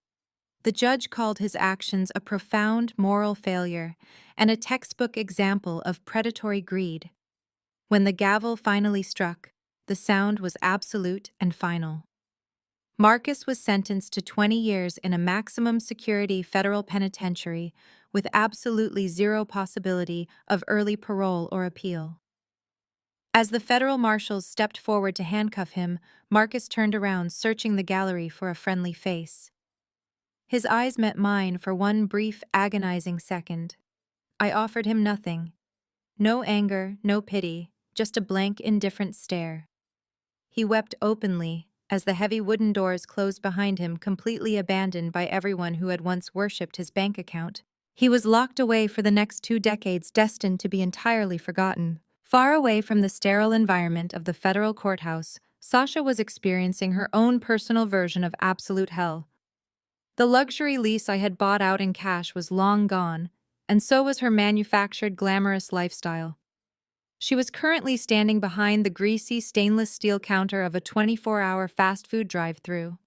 She wore a cheap polyester uniform that smelled permanently of old frying oil and stale French fries. Her formerly immaculate manicured nails were chipped and ruined from scrubbing industrial grills. During her mandatory 15-minute break, she huddled in the cramped employee restroom, desperately trying to maintain the illusion of her social media presence. She angled her smartphone camera perfectly to crop out the dirty bathroom tiles and the graffiti on the stall door. She threw up a bright, fake smile, slapping a heavy filter over her exhausted face, and posted a throwback photograph from a rented yacht. The caption read, "Manifesting luxury and living my best life." But the moment she hit publish, her phone immediately beeped with a harsh digital notification from her bank. Her checking account was severely overdrawn, and her credit cards were completely maxed out. The illusion instantly shattered. She stared at her own tired reflection in the smudged bathroom mirror, the heavy reality of her choices crushing her. She had traded her dignity and her youth for a wealthy married man, who ended up leaving her with absolutely nothing but a minimum wage paycheck and insurmountable debt. She clocked back into her shift, silently wiping down a sticky table while a group of local teenagers laughed at her. Beverly fared no better than her disgraced son or his former mistress. The grand matriarch of the Oakwood Country Club, the woman who had once dictated social policy from her massive estate, was now residing in a tiny, cramped one-bedroom apartment on the wrong side of the city. The faded floral wallpaper was peeling in the corners, and the linoleum floor was permanently stained. The incessant roar of highway traffic rattled her single-pane windows day and night, a constant jarring reminder of how far she had fallen. She spent her days sitting in a cheap vinyl armchair, staring at a muted television, completely isolated from the world she had once ruled with an iron fist. The aunties had made good on their promise. Beverly was entirely blacklisted from polite society. When she ventured out to the local discount grocery store, former church members would literally cross the street or abandon their shopping carts in the aisles just to avoid making eye contact with her. She was an absolute ghost, completely ignored by the community she had once ruthlessly judged. There were no more exclusive charity galas. There were no more stolen pearl necklaces or catered luncheons. There was only the suffocating, agonizing silence of her tiny apartment and the crushing knowledge that she had orchestrated her own spectacular destruction. She had been stripped of the only thing she truly valued, her perceived high-class status, and without it, she was completely empty. While the remnants of the Hayes family rotted away in their respective prisons of concrete and poverty, I stood in the warm afternoon sun, breathing in the fresh, clean scent of cut pine and wet earth. I was wearing a sharp-tailored business suit, standing right in the center of the old estate grounds. The rubble of Beverly's beloved mansion had been completely cleared away, hauled off to the landfill where it belonged. In its place lay a massive, pristine slab of perfectly poured concrete. The fresh foundation of the Oakwood Youth and Tech Center was finally complete. Heavy construction equipment buzzed around the perimeter as hard-hatted crews worked diligently to raise the thick steel beams that would soon house state-of-the-art classrooms, indoor athletic courts, and a massive community auditorium. I walked to the edge of the smooth foundation, looking out over the sprawling green lawn and the tall ancient oak trees. The dark, oppressive shadows of the past were completely gone, replaced by the bright, vibrant promise of the future.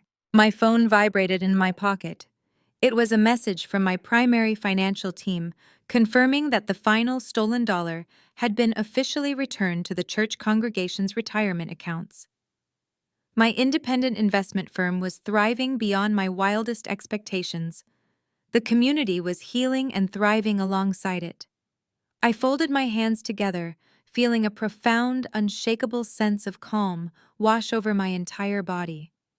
I had taken the absolute worst betrayal of my life, the crushing humiliation and the financial abuse, and I had forged it into an empire of genuine generosity and unwavering strength.